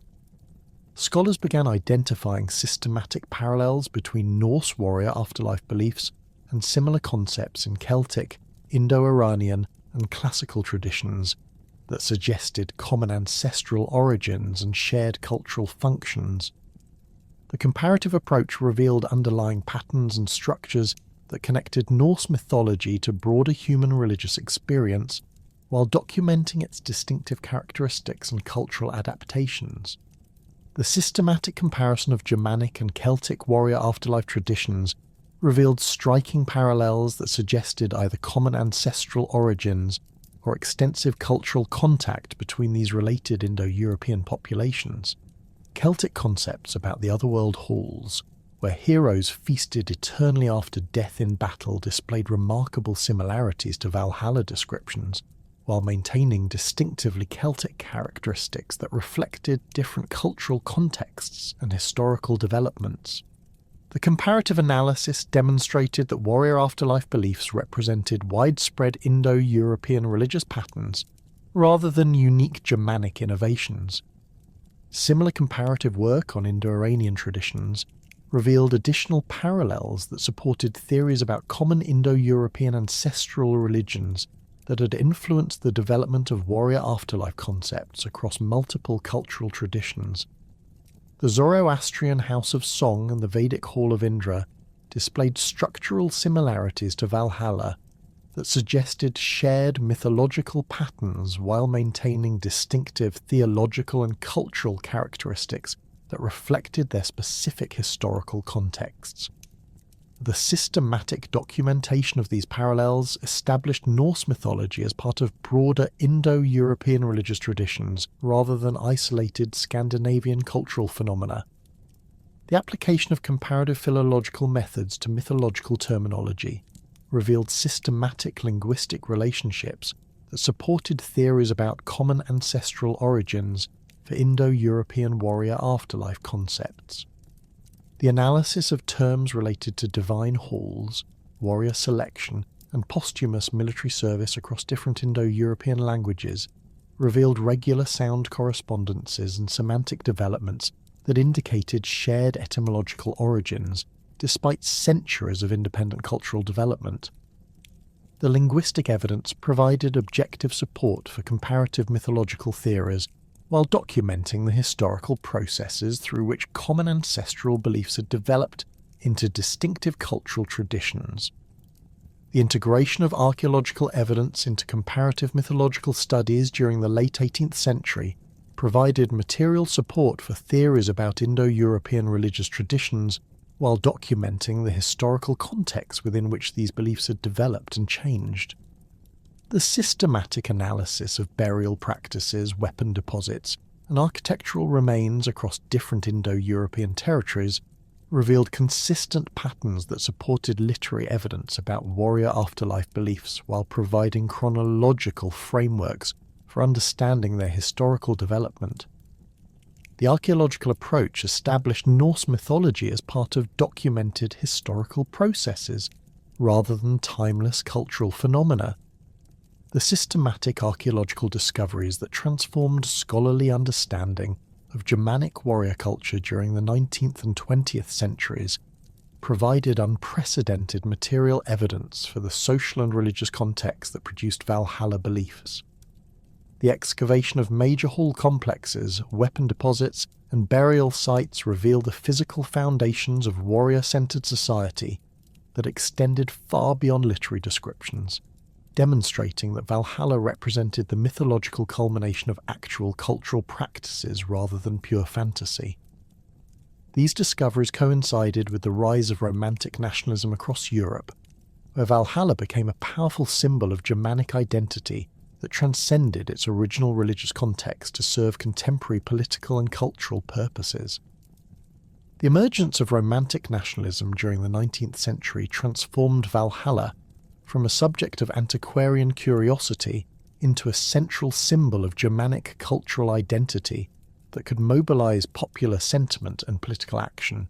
The Brothers Grimm's systematic collection of Germanic folklore and mythology during the early 1800s established scholarly frameworks for understanding Norse traditions as expressions of fundamental Germanic character traits rather than historical curiosities.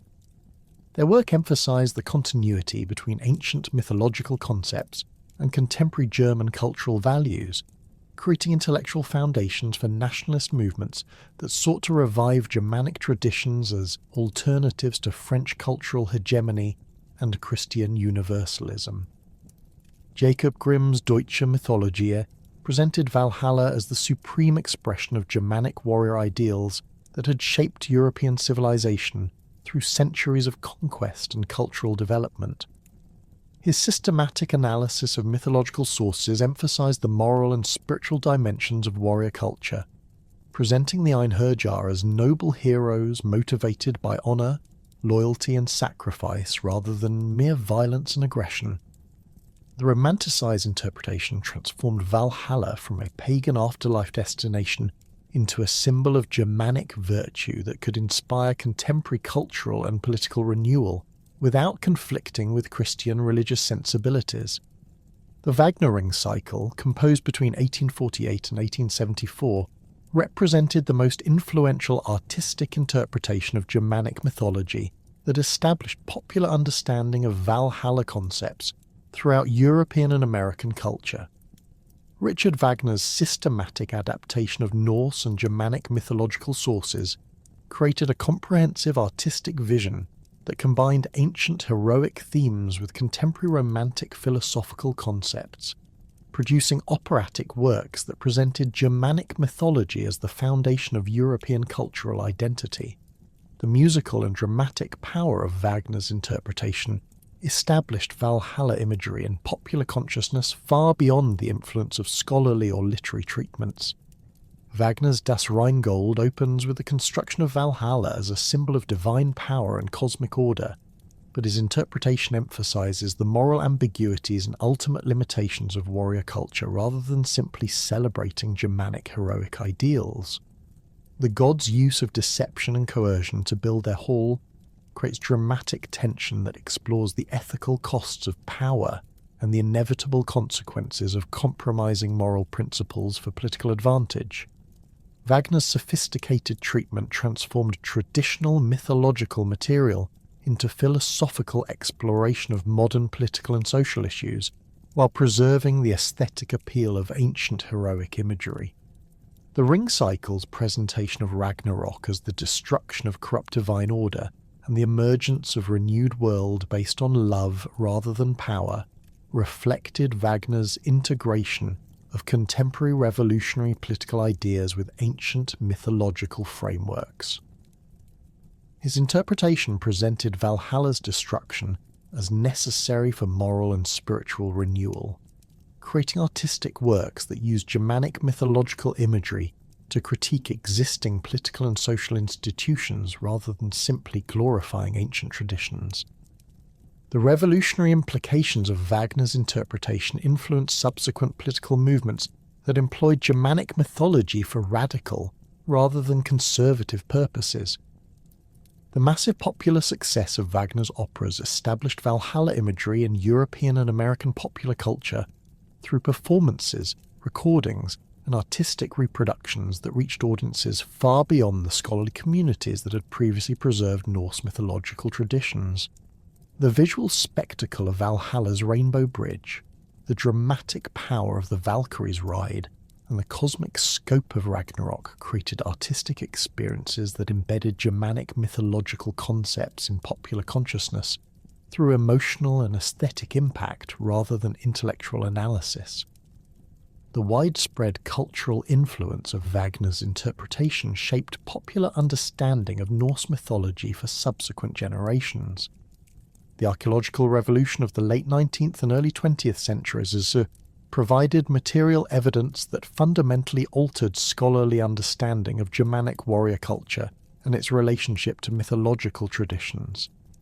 The systematic excavation of sites like Sutton Hoo, Gamla Uppsala, and the Oseberg ship burial revealed the sophisticated material culture that supported warrior-centered societies throughout early medieval Northern Europe.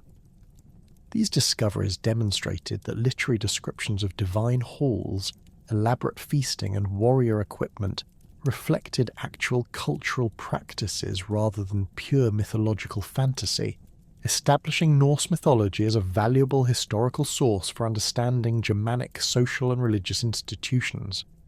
The Sutton Hoo excavations, conducted between 1938 and 1939, revealed burial assemblages that provided unprecedented insight into Anglo-Saxon royal culture and its connections to broader Germanic traditions about warrior afterlife. The ship burial contained weapons, jewellery, ceremonial equipment, and imported luxury goods that demonstrated the wealth and cultural sophistication of early medieval Germanic elites while preserving material evidence for beliefs about posthumous royal and warrior service. The discovery of the ceremonial helmet, with its elaborate decorative program depicting warriors and supernatural figures, provided visual evidence for the mythological concepts that shaped Germanic cultural identity.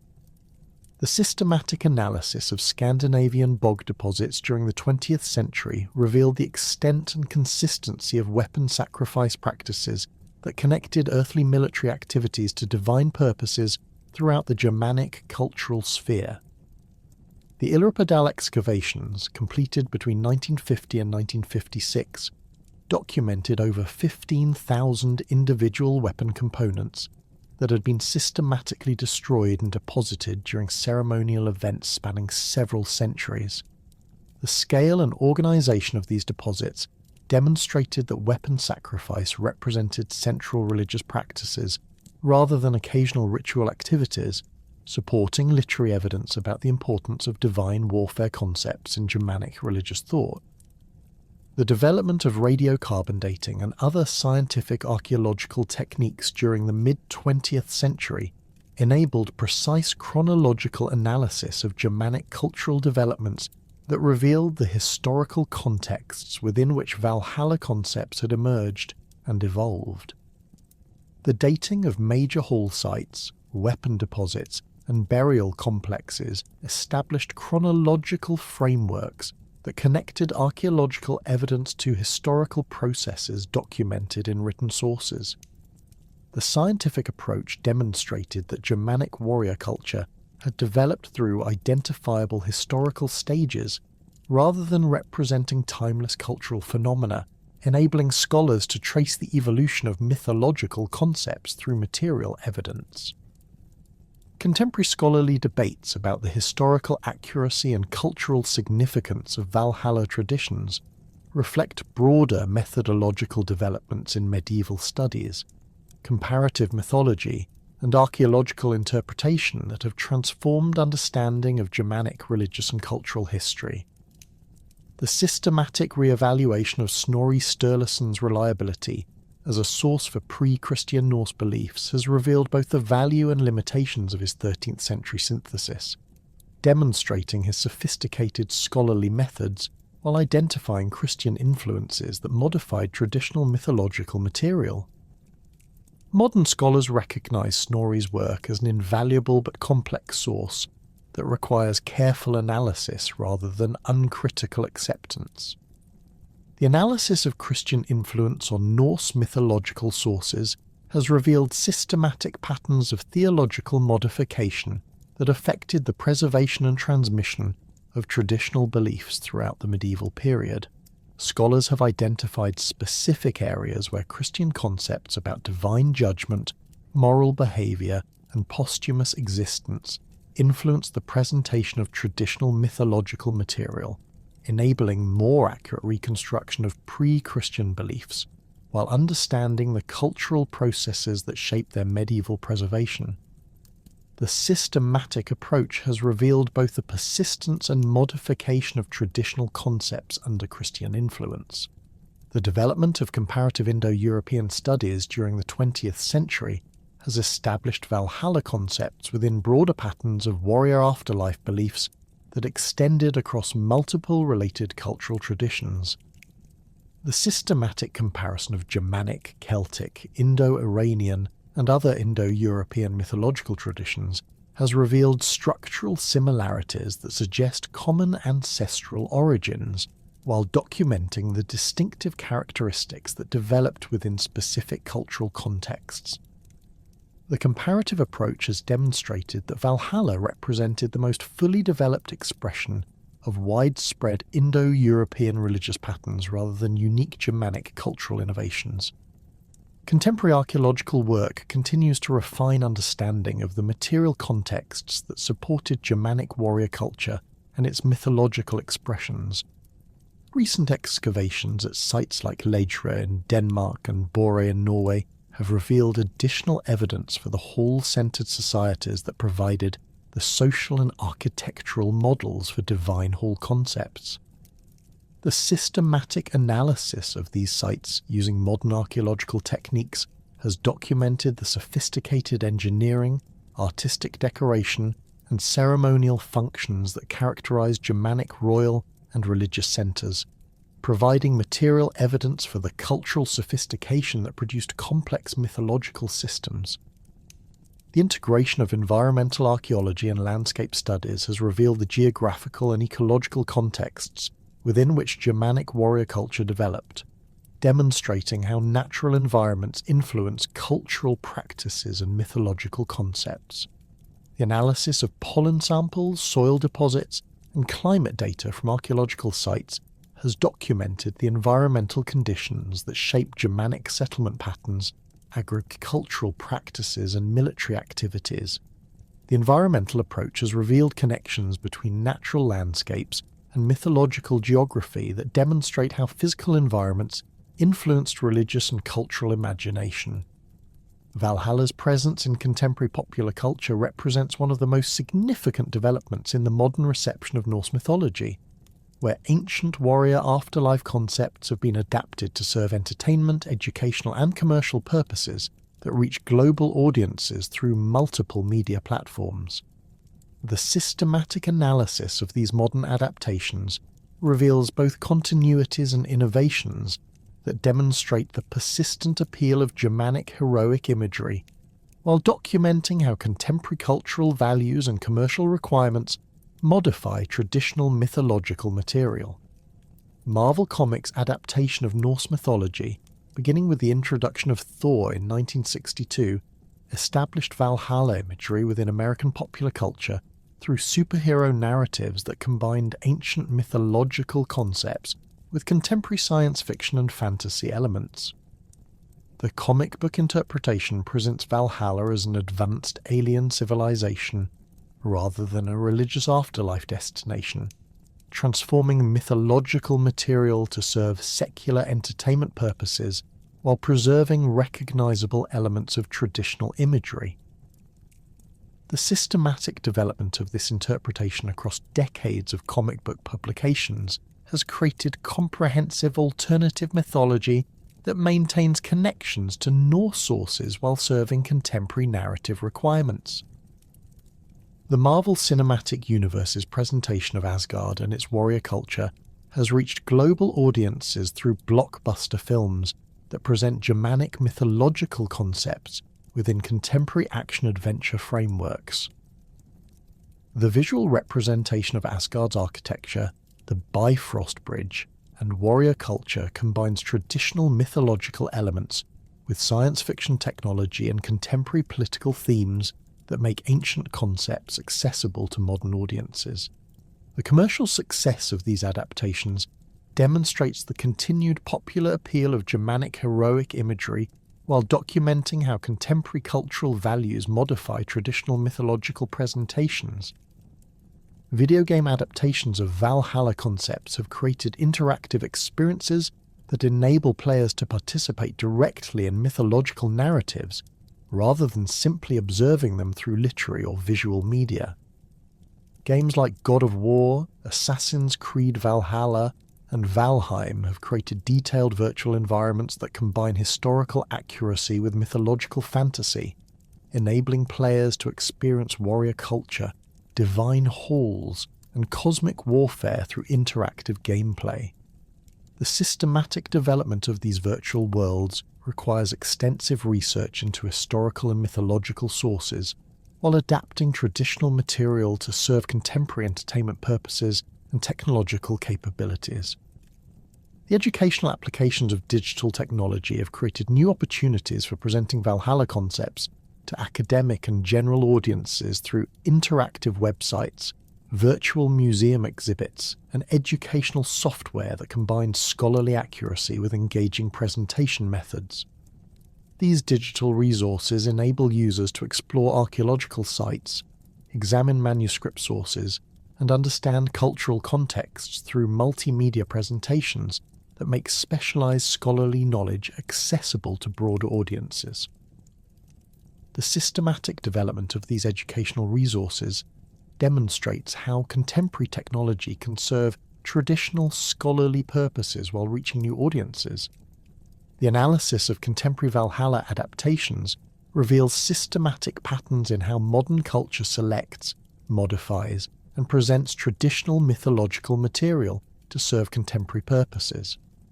Popular adaptations consistently emphasize the heroic and aesthetic aspects of warrior culture, while minimizing or eliminating elements that conflict with contemporary moral standards or legal requirements. The systematic modification process demonstrates how traditional cultural material adapts to serve new functions, while maintaining recognizable connections to historical sources.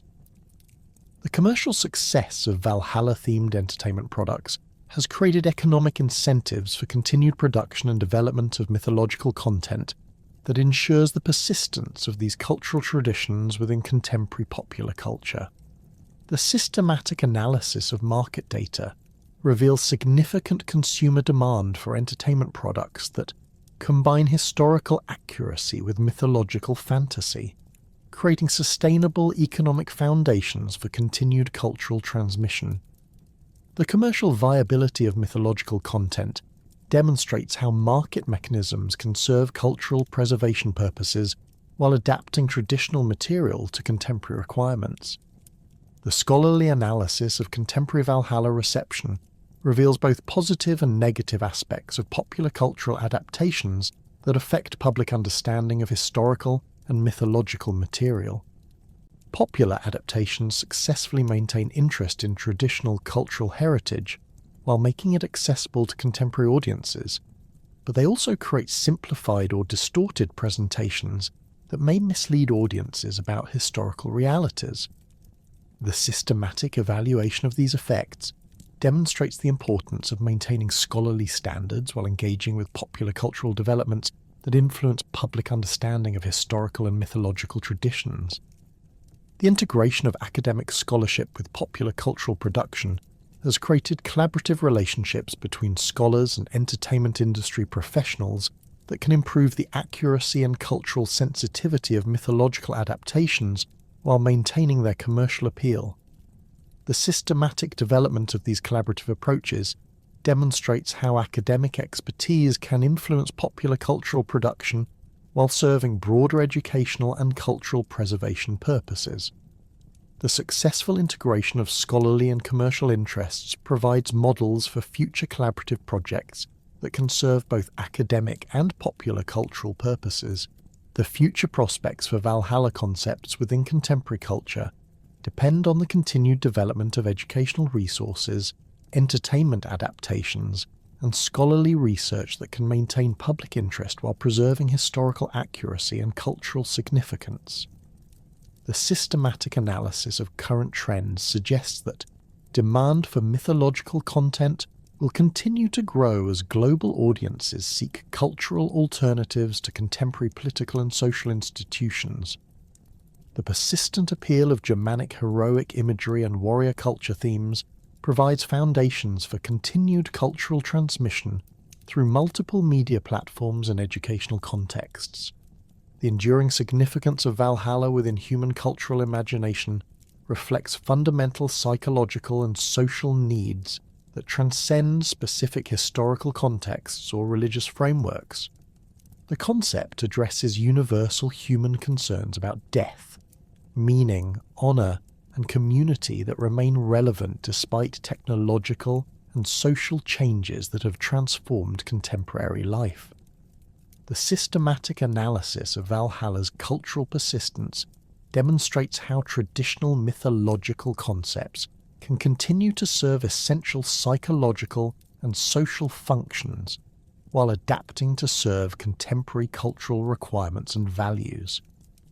The comprehensive examination of Valhalla's development from Bronze Age archaeological evidence through contemporary popular culture reveals the remarkable persistence and adaptability of cultural concepts that address fundamental human needs and aspirations. From its origins in Germanic warrior societies through its medieval preservation in Icelandic manuscripts to its modern transformation into global entertainment content, Valhalla has demonstrated the capacity to evolve while maintaining essential characteristics that continue to resonate with human cultural imagination. The systematic documentation of this cultural transmission process provides valuable insights into how traditional knowledge systems adapt to changing historical circumstances while preserving their essential functions and appeal for successive generations.